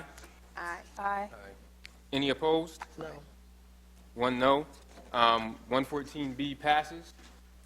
We'll now move to 153, and then we'll vote on 153 first, and then the last two names are A and B. And we'll do, yeah, we Oh, that's one, Yeah. 150. Yeah, you're right, excuse So me. we're on Resolution 153. Can I do this? Yeah, go ahead. All those in favor of Resolution 153, please say aye. Aye. Any opposed? Oh, no, I vote no on 153. Okay. The ayes have it. And just let me stop for a second because there were some principals that were appointed. Yes, they're leaving. Mr. Principals, don't leave yet. Thank you. I guess it might be late. I'm sorry for interjecting. Is Tracy Del Grego here? Tracy, just wave. Thank you. Tracy is the new principal of School 34, came from school number 845, was an academy director for the Dream Schools. Thank you for taking on this challenge. Is Sherry Armstrong here? Sherry, stand up.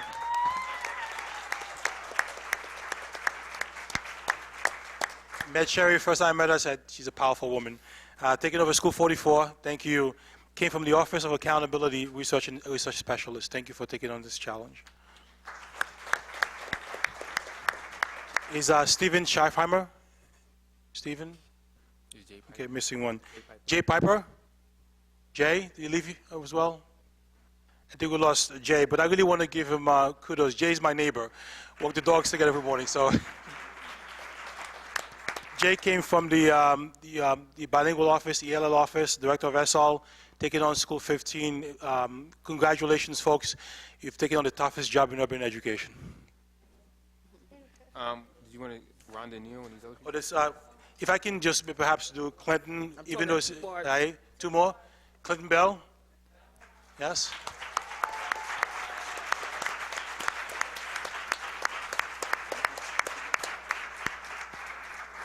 Although Clinton is interim acting for School 22, his former principal, Tahani Pantoja, made sure that she was able to select her replacement at School 22. Congratulations, Clinton.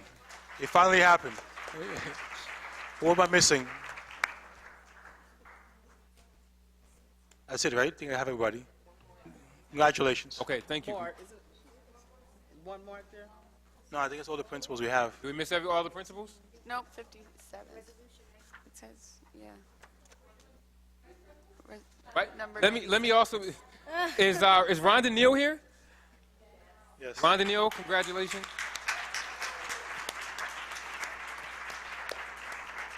Carla Roberts. Is Carla Roberts here? Congratulations. Over at School 20.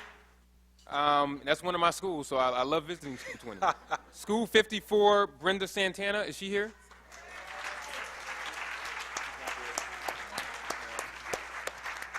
And what about, I don't know if Enid De Jesus showed up. Michael Carney, Latricia Fuller. Yeah, the acting is welcome to Central Office. Executive Director of Mathematics. And then Tihani, who is the Acting Executive Director of English Language Learners at Central Office. Is Tihani here? Did she come? Tahani still has to get with the bilingual council, but you'll be fine, I'm sure. Jacqueline McClaney. Is Ms. McClaney here? And then lastly, and we mentioned Clinton Bell. So congratulations to all of you in your new leadership positions. Best of luck.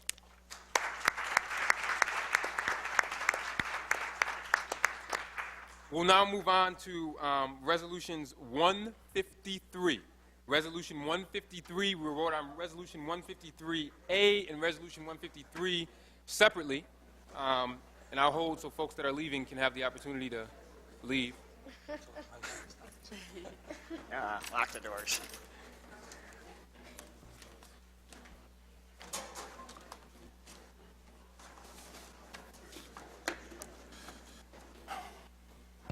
I think everyone in the office works for the superintendent. All those in favor of resolutions 153, please say aye. Aye. Aye. Any opposed? No. One no. Any abstentions? The ayes have it. We will now vote on resolutions 153A. All those in favor of resolution 153A, please say aye. Aye. Aye. Any opposed? Any abstentions? The ayes have it. And lastly, we will vote on resolution 153B. All those in favor, please say aye. Aye. Aye. Aye. Any opposed? No. One no. The ayes have it. That will conclude our human resources resolutions. We will now move to educational facilities resolutions, which are 154 through 161. And I would just ask Commissioner Elliott and Vice President White if you can explain what took place to facilitate the purple sheets that we have in front of us, the amendments, just so we can get our understanding of it. Yeah, President Evans, when we were presented the resolutions in the Finance Committee, a number of those resolutions did not have dollar amounts on those resolutions. They had TBD, to be determined. I'm always hesitant about those kinds of resolutions and want it to be clear that, at least for me, if I'm going to vote on a resolution, that there are some constrictions, some parameters in terms of the amount of money that can be spent.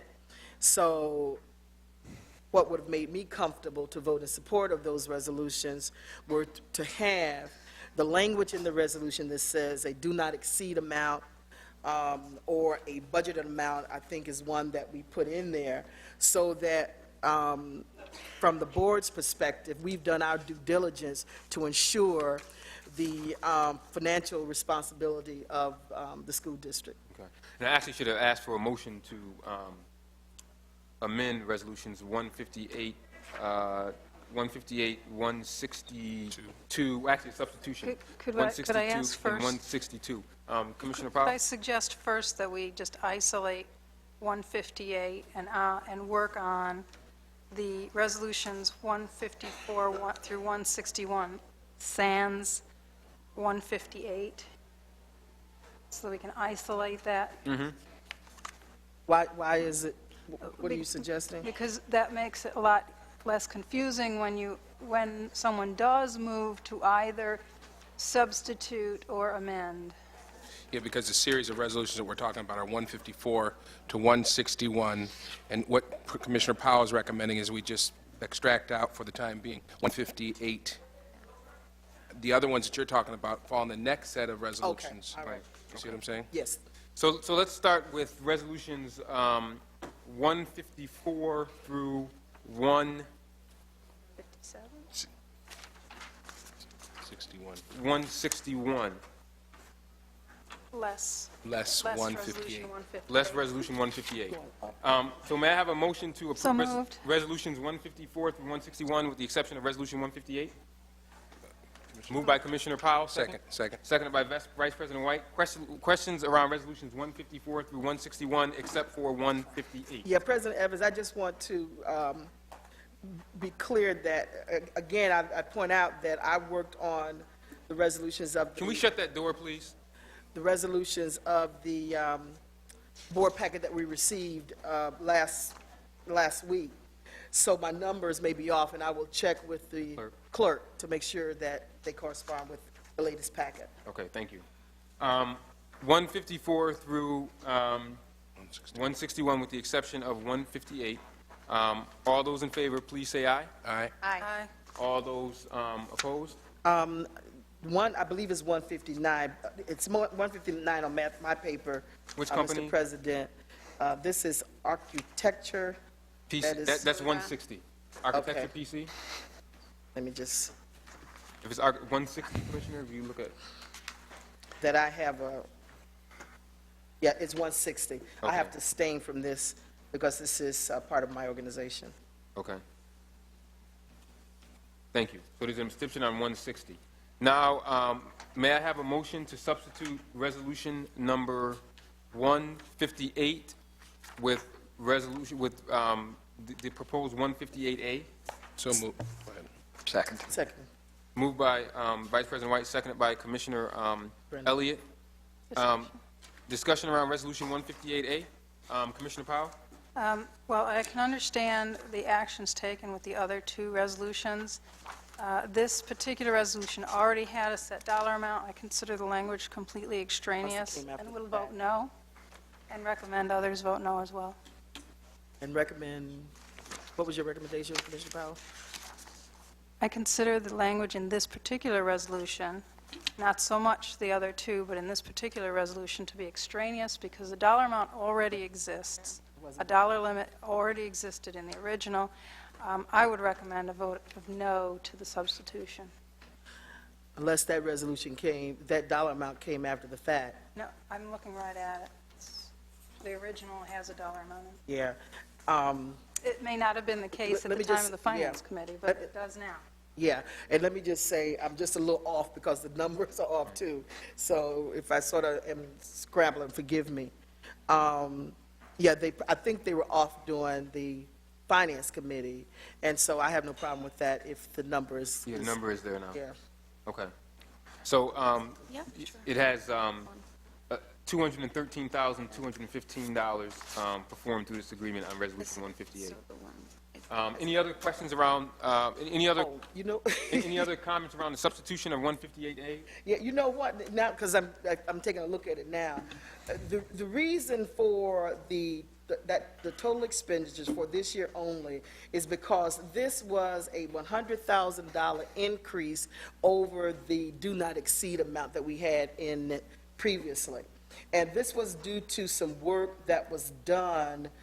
There was a fire or something, I believe, Deputy Superintendent of Instructions of Administration indicated to us that there was some damage to a school, something to that effect, and it cost about $100,000. So that's why we have the language in it for this year only for that amount. Typically, we're not going to be spending $213,000 on an annual basis. So that's why we put that clause in there. And I don't see the superintendent, Mr. Superintendent of Administration to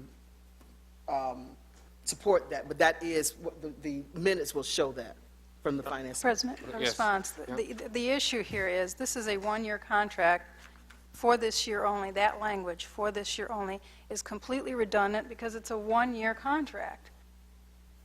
Yeah, but we've had these contracts to come before the Finance Committee in the past. I They come year to year, and so,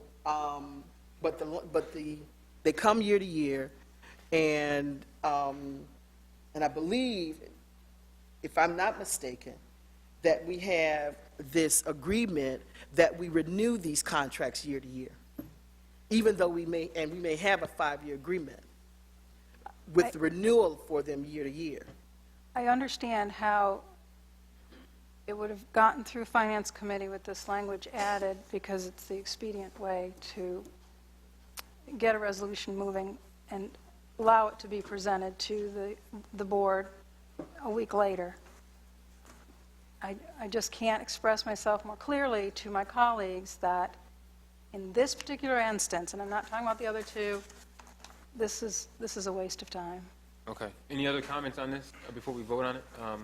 I Commissioner- would just say the reason why I'm going to vote no is because in the whereas part, it talks about the unanticipated expenses. So I feel like it already summarizes what's there, and that with the what this year only, it shows based on the fire at School Without Walls that it was more money. So I think it would be that it's already there and explained. Vice President White, anything you want to add? You were at this meeting. No, except, and I don't know if this is going to help anybody in their determination, but the administration was more than willing to make these changes, and they authored them themselves. I mean, after the dialogue, they were more than agreeable to do this. Your suggestion is they were willing to do it because they wanted to get these resolutions before the full board. I didn't get that impression, and in fact, one of the individuals, not the deputy superintendent for administration, who was the other gentleman? Gary Smith. If my recollection is, he thought this was a very good idea. Yeah. And I cannot articulate why. I regret that you could not be there, but there was no resistance whatsoever to making these amendments, and they authored them. We didn't write the language because, quite frankly, we're not competent to. There was a real willingness to do this, so I intend on voting in favor of it. There may be some redundancy, but there was no hesitancy on their part, and they created the language. Okay, thank you. Anything else on 158A? Okay. All those in favor of the substitution of 158 for 158A, please say aye. Aye. Aye. Any noes? No. Okay. The 1, 2, 3, 4, the ayes have it. Commissioner Brennan, did you vote yes? No. Oh, you voted no? Okay. Commissioner Campos said she was Okay, going to Commissioner vote Campbell, no, you too. vote. All right, the noes don't have it. So 158A is not agreed to. So we'll go back to the original resolution, which is 158. All those in favor of resolution 158, please say aye. Aye. Aye. Any noes? No. One no. Student rep, your advisory vote? Yes. All right, the ayes have it. 158 passes. We are now on resolutions numbered 162 through 167, with the exception of 162A. So we're going to vote on 163 through 167, okay? Oh, what happened in 169? Oh, we're not there yet. We're not there yet. Okay. All We're right. on 162 through 167, but we're going to vote on 163 through 167. 162 we'll take up separately. But let's start with 162. Is there a motion to substitute? Actually, is there a motion to approve resolution number? Actually, let me have a motion to substitute resolution 162 for 162A, which is before you. Is there a motion? So move. Is there a second? Second. Seconded by Commissioner Campos. Any discussion on 162A? Yes. On this one, I intend to vote no on either version because I don't understand how we can have a contract come before us with no dollar amount at all. Even if it were within the budgeted amount, we know what the budgeted amount is. If nothing else, it should have been a not to exceed. Okay. Commissioner Elliott, anything from the Finance Committee on 162A? Again, this was a 2BD, and I'm just not comfortable with voting on resolutions that leave the dollar amount open. I think that there should be a, in the resolution, in the language, a clause that ensures, at least for me as a member of this board, that the district is going to spend in accordance with. Right. I beg your pardon. I Is that- misspoke. Would you like to come up? I did please? Thank you. misspoke. I see that these are all based on percent of the Right, catalog. right. I did misspeak when I, Okay, so does that get you a clarification, Commissioner Powell? I'm certainly happy with it. Okay. Yeah. All right, thank you. Thank you, folks. We're clear with this. We just thought you needed the exercise. Yeah, you can stand up. Yeah, he's staying just in case. Yeah. Anything else around 162A? I mean, it makes Poor sense to guys. me. And there was a motion to substitute. It was moved and seconded, moved by Commissioner Elliott, seconded by Commissioner Campos. 162A. Yep, Right now. 162A. Okay. All those in favor of 162A, please say aye. Aye. Aye. Any opposed? The ayes have it. Okay, we are now on resolutions 163 through 167, which came through the Finance Did Committee. we have two motions and two votes? I thought we just voted on the substitution. We voted on the Nothing else. substitution, and then we voted to approve. I only remember Well, voting for the Commissioner Elliott, substitution. no, Commissioner Elliott made a motion to substitute 162 for 162A, Yes. and that passed. Yes. Yes. And then who moved to actually, Commissioner Campos. okay. Commissioner Campos, Commissioner All right, Elliott as long seconded. as there were two Yeah, votes, Commissioner passed. Elliott seconded, All right. and it passed. So 162A is agreed to. 163 through 1, you know, some school boards have the electronic voting system. Maybe we should get school. It's called board docs, Commissioner. I can get it. 163 through 167, these came to the Finance Committee and were recommended by the Finance Committee. May I have a motion to approve 163 through 167? So moved. Moved by Commissioner Powell. Is there a second? Second. Seconded by Commissioner Elliott. Any questions or discussions around 163 through 167? Just, Commissioner Brennan? Yes. I'm sorry, would you? Commissioner Brennan is yielding to his distinguished colleague, yes, student rep. that's Student right. rep, you have a question? There you go. The resolution, I'm not sure if the resolutions were switched, but 163, about the purchase of the calculators. No, 163 is VJ Stanley, Inc. Oh, okay, so they were switched. Okay. Well, then it's 164? 164, okay, your question about 164? Are those calculators being distributed to all schools or, like, based on high school or school needs, or how is that determined? After the calculator's already purchased, where are they going? Like, all the schools? Ma'am, is that yours? I believe they're going to, they should be going They go to schools. I mean, They should be sitting in. we don't keep it in the basement here. Commissioner DeLoss, I will need to check to see what the distribution is, if it's targeted for schools where there is a need, because I Or know could be- some schools do could be have for specific Regents needs, or it could examinations. be even for science as well. No, So, ma'am, I believe it's probably for Regents examinations for exams, for Regents exams, math. it would and serve that purpose. but Some you of the asked Regents exams specifically- require the use of calculators, and some of the math Regents require the use. Here we go. Okay. There you go. We got somebody here. Thank you. Good evening, my name is John Burke. I'm the senior buyer with the purchasing department. These are as a term contract for calculators. The types of calculators that are on the contract were determined by the math department and math director when we rebid the contract over a year ago.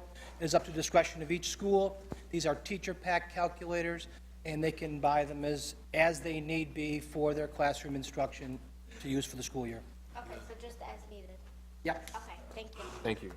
sir. Anything else on 163 through 167?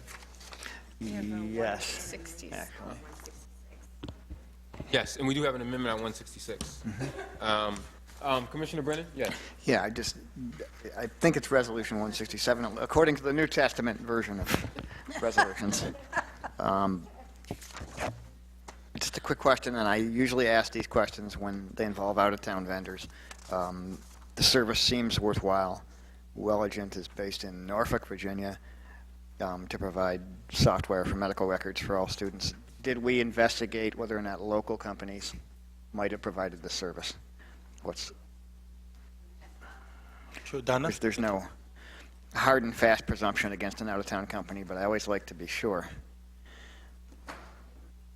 when we The short answer is yes, we did. We had a full bidding process from all over, and there were no local companies that provided this electronic medical record system. Okay. Thank you. Thank you.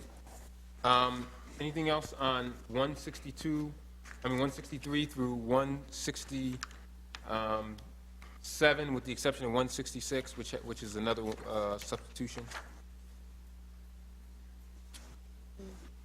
Okay, all those in favor of 163 through 167, with the exception of 166, which I will take up separately in a second, please say aye. Aye. Any opposed? 163. There's one no on 163. That's from the new one. The ayes have it.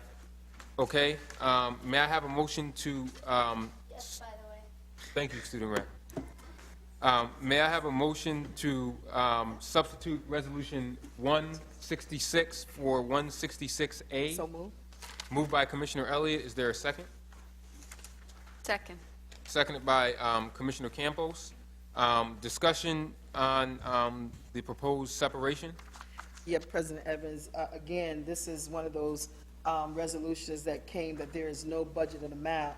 And in reference to, at least in my view, the board doing its due diligence, having the language in the contract that says purchases under this contract must not exceed the budgeted amount. And it was language that was acceptable by Gary Smith and John Scanlon, I believe, that we should, at least from my perspective, in order to ensure that we are doing our due diligence, that we would have that kind of language in there. We are a board that is oversight to the district, and in terms of my responsibility, I feel comfortable with that language being included in there. Thank you. Anything else on the substitution? Okay. All those in favor of the substitution of 166A, please say aye. Aye. Aye. Any opposed? The ayes have it. Now we'll vote on 166A. May I have a motion to approve 166A? So move. Moved by Commissioner Elliott. Is there a second? I'll second. Seconded by Commissioner Brennan. Any discussion on 166A? Hearing none. All those in favor of 166A, please say aye. Aye. Aye. The ayes have it. We will now move into instructional technology resolutions. But may I first have a motion to extend the meeting past the 8:30? So move. Second. Moved by Commissioner Elliott, seconded by Commissioner Powell. Any discussion? I say aye. All those in favor, please say aye. Aye. I say aye reluctantly. We are now voting on 168 through 169, which are instructional technology resolutions, which again came through the Finance Committee and were approved by the Finance Committee. May I have a motion to approve 168 through 169? So moved. Moved by Commissioner Powell. Is there a second? Second. Seconded by Commissioner Campos. Questions or comments or concerns around 168 through 169? President Evans. Commissioner Campos. From the study session, I still didn't get for Resolution 169, what the estimate is in terms of Oracle. I know that IT is extremely expensive, but one of the questions that I had was, what is it that we're anticipating next year? Because each year I see this gut-wrenching total, and I know that it's important. So, Jerome? is it in there? Yeah. I think we just received that answer, so if we can get it now, it'd be great.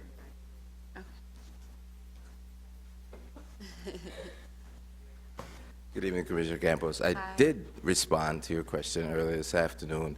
However, just for the benefit of the other commissioners,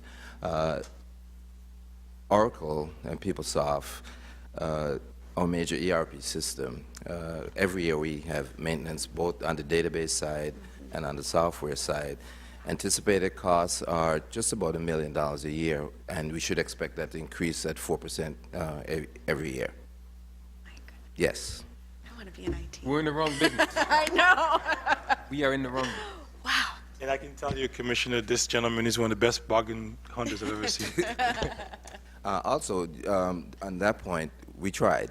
Oracle, with their acquisition of PeopleSoft and also Sun Microsystems, have become increasingly more difficult to negotiate with. They don't negotiate. Mm-hmm. And this is a newer contract, if I remember, just a few years ago, right before.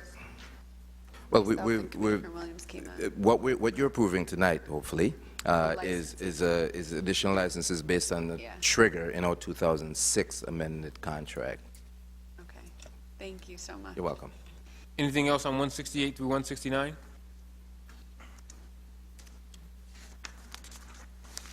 All those in favor of resolutions 168 through 169, please say aye. Aye. Any opposed? I oppose both. Okay. I did have a question about 168. Okay, there's a question about 168. I ought to have Commissioner spoken, Brennan? and it's similar to the one that I asked earlier. How about, Out-of-town contractor, out-of-town vendor. Kelp? Yes, Who's from got the Kelp Marlboro, resolution? Massachusetts. Again, we don't have Rochester companies that... Yep. And the question is around, is there, Yeah, is there why a, out of town? a company in Rochester that provides comparable service that we might have, that was interested in this? Sure. The answer is no. This is extremely specialized consulting. Commissioner Brennan, the Schools and Libraries Division, the government has found a way to reimburse school districts all across the country for monies spent on technology in the classroom. All of us on our phone bills pay the universal service charge. The government has been collecting this money, I think, since the 1930s or 40s, billions of dollars. They reimburse school districts based on the level of poverty. In our instance, we get reimbursed for what's called E-rate eligible expenses, 87%. This corporation does this for school districts all across the country, and what we get from them is best practices, a tremendous amount of negotiation with help when we're negotiating with the telecommunications companies, intelligence on things that are coming new with respect to what is E-rateable.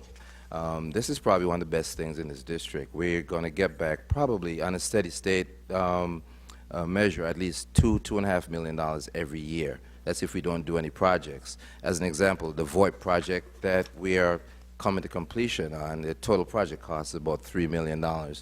It's going to cost us about 1.2 because a large portion of that $3 million was E-ratable. Thank you very much. Welcome. And if you count the savings in telephone cost, We will save about $200,000 a year, steady state, on that. Thank you. Anything else on 168 through 169? he's only been here 60 days, 90 days. Anything else on 168, 169? Okay, I think we may have voted on all those. Did we vote on those already? We did. Yeah. Okay. Okay. Those do pass. We will now vote on resolutions 170 through 192. I call these the potpourri resolutions. All those in favor of resolutions, may I have a motion for resolution 170 through 192, please? So moved. Moved by Commissioner Elliott. Is there a second? Yes, second. Seconded by Commissioner Powell. Discussion or questions around resolutions 170 through 192? President Evans? Yes, In Commissioner reference to Resolution 171, what is the amount of the flow-through funds? Madeline, this is, okay. Is that the special education Yeah. program Yes, providers? providers. Yes, that's Yes, resolution one, and it has a bunch of names. The amount of flow-through funds is determined by federal and state law, and it depends on the number of students that are placed either by the CSE or by parents into each of those schools. So what is the amount per child? Is that, I would have to find out. okay. I have a question on 178. Yes. Why are we contracting with a company in Texas when we have visiting nurse service in Rochester? I don't know if they do the same services, but We asked this in the study Yeah. session, too. Yeah. It's, Nurse Corps is, their home offices are in Texas, but they have an office down the street from Commissioner Campos's place of employment, which is their local office. thank you. In reference to Resolution 179, this assistance that RIT is providing us, well, first of all, let me just ask for the record, do we still have the biosciences and the finance programs? We still have those programs? The schools, you mean? Excuse me? The schools? Yes, we still have those. All right, having asked that question. Secondly, we're paying RIT, what, $221,000? Are we being guaranteed that our students will be accepted at RIT if they apply? So why are we in agreement with RIT? No, there's no guarantee of acceptance to the college, but Madeline? Excellent question. When we had the review of the board resolutions, I made note of the fact that RIT has been very tenacious in being very specific about what the requirements are for students who want to enter their program. In fact, they have a visual that they presented to the teachers and administrators at Franklin for each one of their colleges, at the very bottom outlining what courses students needed to take at this time while in high school to support them transitioning to the program. Also, when the program initially started, RIT prevailed upon the Franklin administrators and teachers to attend to students' reading and math scores to ensure that they had the basic skills to begin to transition into this kind of program. Well, I guess my concern is, number one, if there's not a relationship further than we're paying them $221,000, and that there is not a guarantee that our students will be accepted. We don't even know, do we know for sure if our students are Well, going to be? an additional element, and this comprises a number of elements that I can outline for you, but an additional piece of this program involves collaboration between Franklin teachers with the appropriate staff in the 3 colleges at RIT. Yeah, So- but Are our students planning to go to RIT? They're involved in summer programs and throughout the academic Saturday year as well. programs. It's an early college. It's an early college Okay, experience for right. many of our kids. There's no guarantee of acceptance by the college when they finish high school.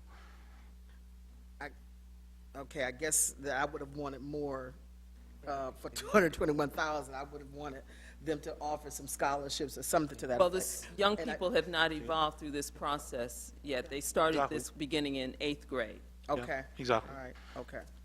And then the question, you could just stay there, Deputy Superintendent.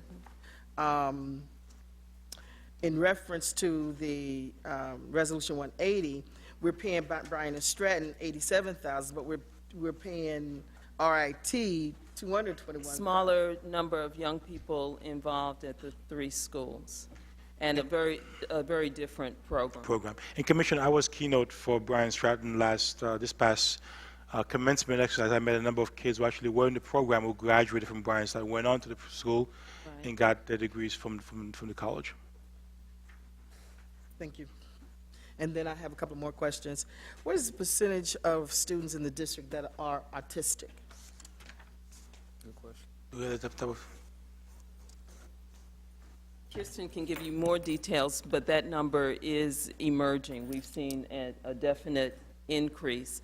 And for that reason, about a month ago, I made a visit to a camp set up by parents of autistic children with the idea that hopefully that can be part of our summer offerings and follow up with programs to meet their needs, because those numbers are growing. Kirsten can give you some further detail. I believe there's approximately 400 students in the district who are on the autism spectrum disorder.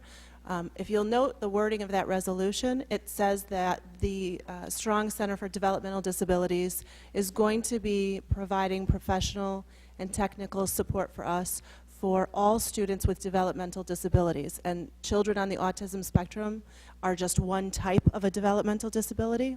They're going to be supporting us with a lot of other very specific disability types as well. Okay? Thank you. Thank you. And one final question. What has been the temporary staffing patterns historically? Because on that resolution, I think there's What no number is that? amount listed. 189.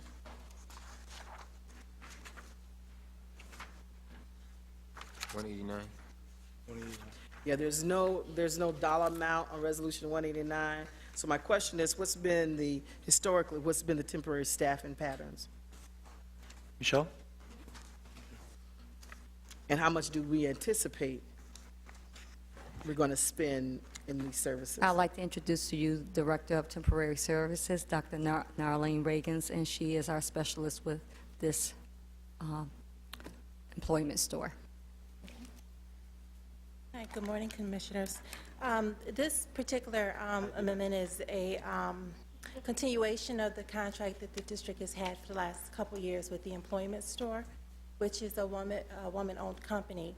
Actually, our involvement with the employment store from the Office of Human Capital Initiatives perspectives has actually been instrumental in helping us reduce the temporary services cost. So our cost was for the 07-08 school year, we paid to the employment store $2.4 million.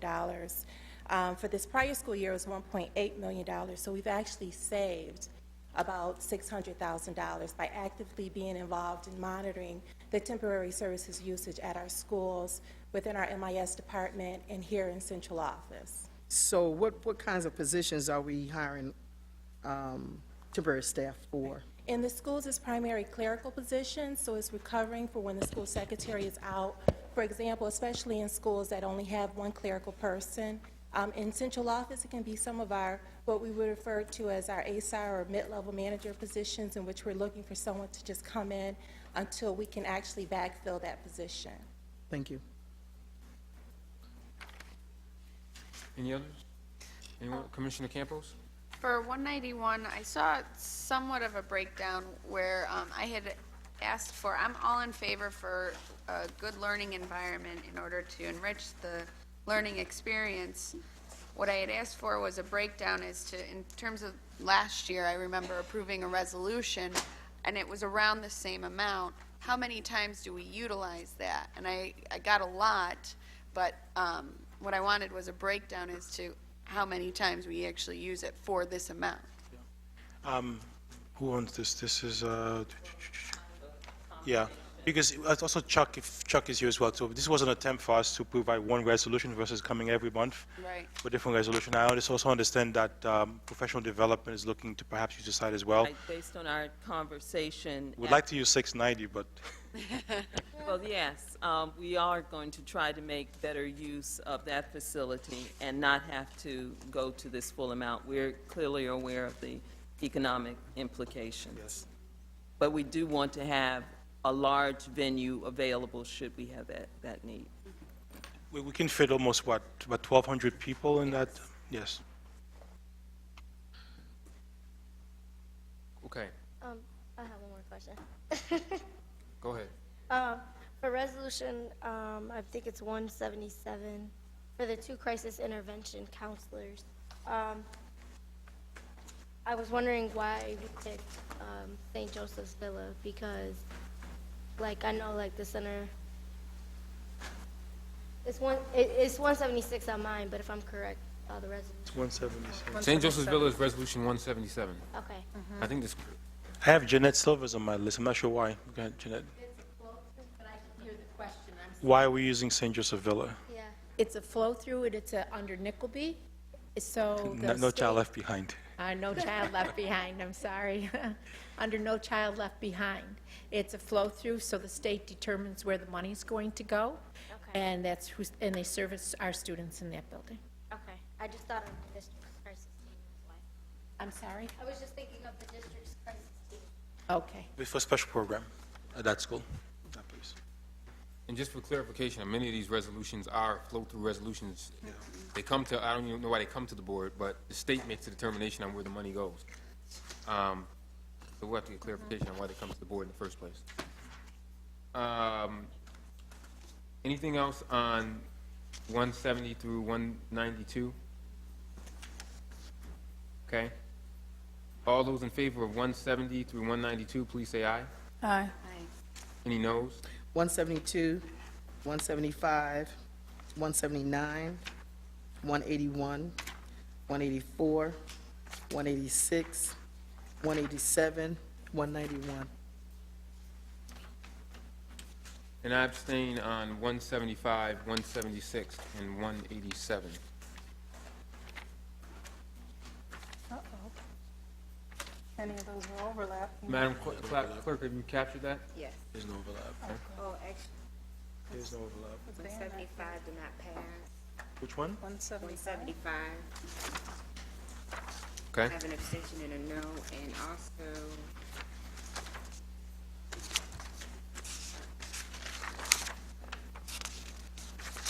187 did not pass.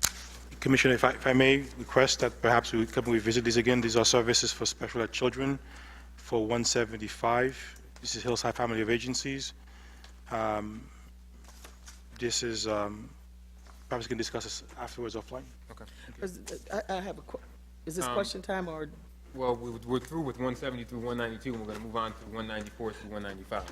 Well, I guess the point is, that I just heard the superintendent say we'll revisit these. I guess I just need to point of order understanding. If a resolution is voted no, why do we bring it back up at another time to vote, to approve it? If it dies, why doesn't it just die? Because we've had other resolutions that have been voted down, but we've waited until another time until till people who are going to vote yes for it come. Just doesn't seem to me as if that is a democratic process. But Commissioner, Actually- sorry. Oh, I'm sorry, maybe I could, seems on its face, it's actually kind of a reasonable question, but I think the way this works is that individuals who vote no can seek reconsideration of a resolution. And the idea is that that individuals who may have had reservations that caused them to vote no in the first place, and then with subsequent information or adjustments or changes, they then have the opportunity to ask that that be reconsidered. Is that correct? So someone who votes yes, Yes. on a resolution that's defeated cannot bring it up for reconsideration. It requires someone who voted no. I believe that's correct, Commissioner. That's correct, but But you if I- can always bring back a different resolution with different language. Yes. That's your right. But in addition to that, an absentee did not cast a vote for the prevailing side. So an absentee can bring it up for reconsideration. The rule, the governing rule is that that in order for something to come up for reconsideration, it has to be from someone on the prevailing side. Well, someone who is absent did not contribute to the yes votes. They're part of the no votes effectively because of their absence. So something can be revisited by someone who was absent because they were not part of the, because they're part of the prevailing side. Is there language so that I can look at that and so that I can Robert's be rule. clear on Robert's- how yeah. that? Yeah, I don't read that very well. So Robert's rules, if someone can get a We could ask copy the of it. parliamentarian. a sheet of that. It's in the drawer, yeah. And Commissioner, if I may, one of the reasons that for instance, look at resolution number 175. This is a resolution we are passed through for this money. It's Title I D dollars, Part D dollars, from Title I office going to provide a reading teacher to students who are at the Hillside Family Agencies. So for us to deny that kind of service, I also believe is educational neglect. So it's not, I believe, again, Robert's Rule of Order is one thing, but we also have to consider the services to children at the center, especially when the money doesn't really belong to The us. state dictates where it goes, but again, 170 through Commissioner 190, Evans? we've already voted on it, so I need to move on to the next Commissioner resolution. Evans, let me, Yes. rather than rely on absent persons, I would like to change my votes on 187 and on 175 to a no vote. Okay, that's fine. Reflected in the record, Madam Clerk? All right. I voted yes. Okay, thank you. We'll move on to resolutions. We'll move on to resolutions 194 through 195. May I have a motion to approve resolutions 194 through 195? So moved. Is there a second? Any questions around resolutions 194 through 195? I didn't even see these. Hearing none. All those in favor of 194 through 195, please say aye. Aye. Aye. Any opposed? Any abstentions? The ayes have it. We'll now move on to resolutions 197 through 198. 196. Did you say? I'm sorry, 196 through, No, well, not 196 was voted on. Oh, we voted on Under 196. human capital. right. Yes. So 197 and 198. So moved.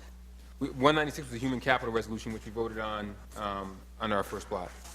197 through 198. May I have a motion to approve 197 through 198? So moved. There a second? Second. Second. All those in favor, please say aye. Aye. Aye. Any opposed? No to both. All right, the ayes have it. Mr. This concludes our, We did not consider resolution 193 or 196. 196, those were doing human capital? But they Yeah. were Did we, considered in human Okay. capital. We only did one. May I have a motion to approve resolution number 193, please? So moved. second? This is a human resources resolution, so any conversation would have to be germane to human resources. All those in favor, please say aye. Aye. Aye. Any noes? The ayes have it. And resolution number 196, which is also a human resources resolution, it's an amendment, amended. All those in favor, may I have a motion to approve? So moved. Moved by, Second. seconded by Commissioner Campos. Any discussion around 196? Yeah, under what grounds is a resignation deleted? Miss Dr. Hancock, she's still here? If they rescind, Or Miss, what's her name? Jeff?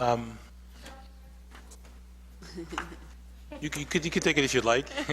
Thought you'd escaped. Under what conditions can a resignation be deleted? I believe was the question. If they rescind, right? Resolution 196, Dr. Hancock.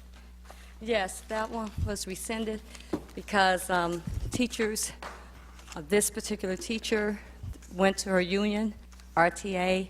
She has a certain amount of time in which she can rescind her resignation. She did. And the union, we had a case with this particular one, and we had to meet on it, and it ended in a termination. She's a non-tenured teacher. Termination? Mm-hmm. So once it already came to the board packet as a resignation. Excuse me, I was running. I was trying to catch someone out of breath. Okay. So elsewhere in the packet, there's a termination. There's a termination of the same person. That replaces this The resignation. Correct. All those in favor of Resolution 196, please say aye. Aye. Any opposed? The ayes have it, and this is a human resources resolution, so student rep, you don't vote on that. There are some gifts here. One is from an organization that's near and dear to my heart, the Monroe County Fair Association. Commissioner Powell, any others? No, won't you do the announcements this time? Yeah, let me just thank the Monroe County Fair and Recreation Association who donated scarves, hats, and mittens to our students, and I hope that we can give these things out while we're giving out the book bags next week. This is very nice stuff. It's not just cheap. It's nice items that I wouldn't mind having some of it. So I want to thank the Monroe County Fair and Recreation Association for their generous donation. I think that's all the gifts we have, correct? Unfinished business from previous meeting, we have none. Any new business to come President before the Evans? board? I have a few motions that I'd like to make. You have something under new business? Yes. Okay, Commissioner Elliott? President Evans, I move that the Rochester Board of Education hires a full-time nutritionist to oversee the preparation of food, the quality of food, the quality of the facilities where the food is prepared, and oversee the development of the school menus. I further move that this position report directly to the Rochester Board of Education. Point of order, Mr. President. Point of order, Commissioner Powell? This is something that could have been provided to the board in writing with 48-hour notice, and I ask that we not consider it until such notice is provided. Yeah, Commissioner Elliott, the motion is out of order because it was not provided in writing to the board within 48 hours. All right, I'll provide it. There would just be a need a motion to suspend the rules, but if you provide that, we can take it up at the next meeting. Okay, I'll just go forward. President Evans, I move that no students, staff, or supplies be housed at the property known as 690 St. Paul Street. Point of order, same reason. And further, President Evans, I move that we enter into a lawsuit against Dante Galassi and Genesee Valley Real Estate Company to break the lease between Genesee Valley Real Estate Company and the Rochester Board of Education as a result of the misrepresentation of this facility as a usable facility for students and teachers of the Rochester City School District. Once again, Commissioner Elliott, point of order, it needs to be provided within the 48-hour rule. And just another point of order, any legal or lawsuits take place in the context of conversations in executive session. All right. President Evans, I move that the Rochester Board of Education amends Policy 8400.23 to revoke the language for purposes of qualifying for transportation. The minimum distance between a student's primary residence and his or her school shall be 1 1/2 miles as a matter of policy for students in grades K through 8. Point of order, Mr. President. Point of order is agreed to, Commissioner, and the same rules apply as the 48-hour rule, Commissioner. President Evans, I move to amend Policy 3131 to read as follows. The salary of the superintendent of schools, additional benefits, vacation entitlement, leave, and other terms and conditions of employment shall be set forth and be made part of the contract between the superintendent and the Board of Education. And upon execution of this contract, salary increases, benefits, vacation leave, and other terms and conditions of employment should not be granted without the approval of the President of the Board and consent by the majority of the Board. Point of order, and furthermore, as the chair of the policy committee, she had an opportunity to put it through that committee. Point of order again, and again, with written notice, Commissioner, we can take these up. All right. Within the 48-hour rule, just provide it Thank in you. writing to the board. President Evans, I move to have Jean-Claude Brazard removed as superintendent of the Rochester City School District due to a breach of contract between the between Jean-Claude Brizard and the Rochester Board of Education and unsatisfactory leadership. Once again, point of order, again, that would have to be written. In point of order also, any context of conversations taking place about the superintendent in or his performance needs to take place in the context of an executive session. And lastly, President Evans, I move to have you removed as president of the Rochester Board of Education Point in of being order. complicit in the breach in contract between Jean-Claude Brizard and the Rochester Board of Education and unsatisfactory leadership. Point of order again, Commissioner, although it would be a favor to sit on the other end. But point of order, it's out of order. Any other new business to come before the Board of Education? We have went through with our speakers, and our next meeting will be September 24th, 2009 at 6:30 p.m. And I'll entertain a motion to move into executive session. So moved. Is there a second? Second. All those in favor, please say aye. Aye. Aye. We are adjourned into executive session. Thank you.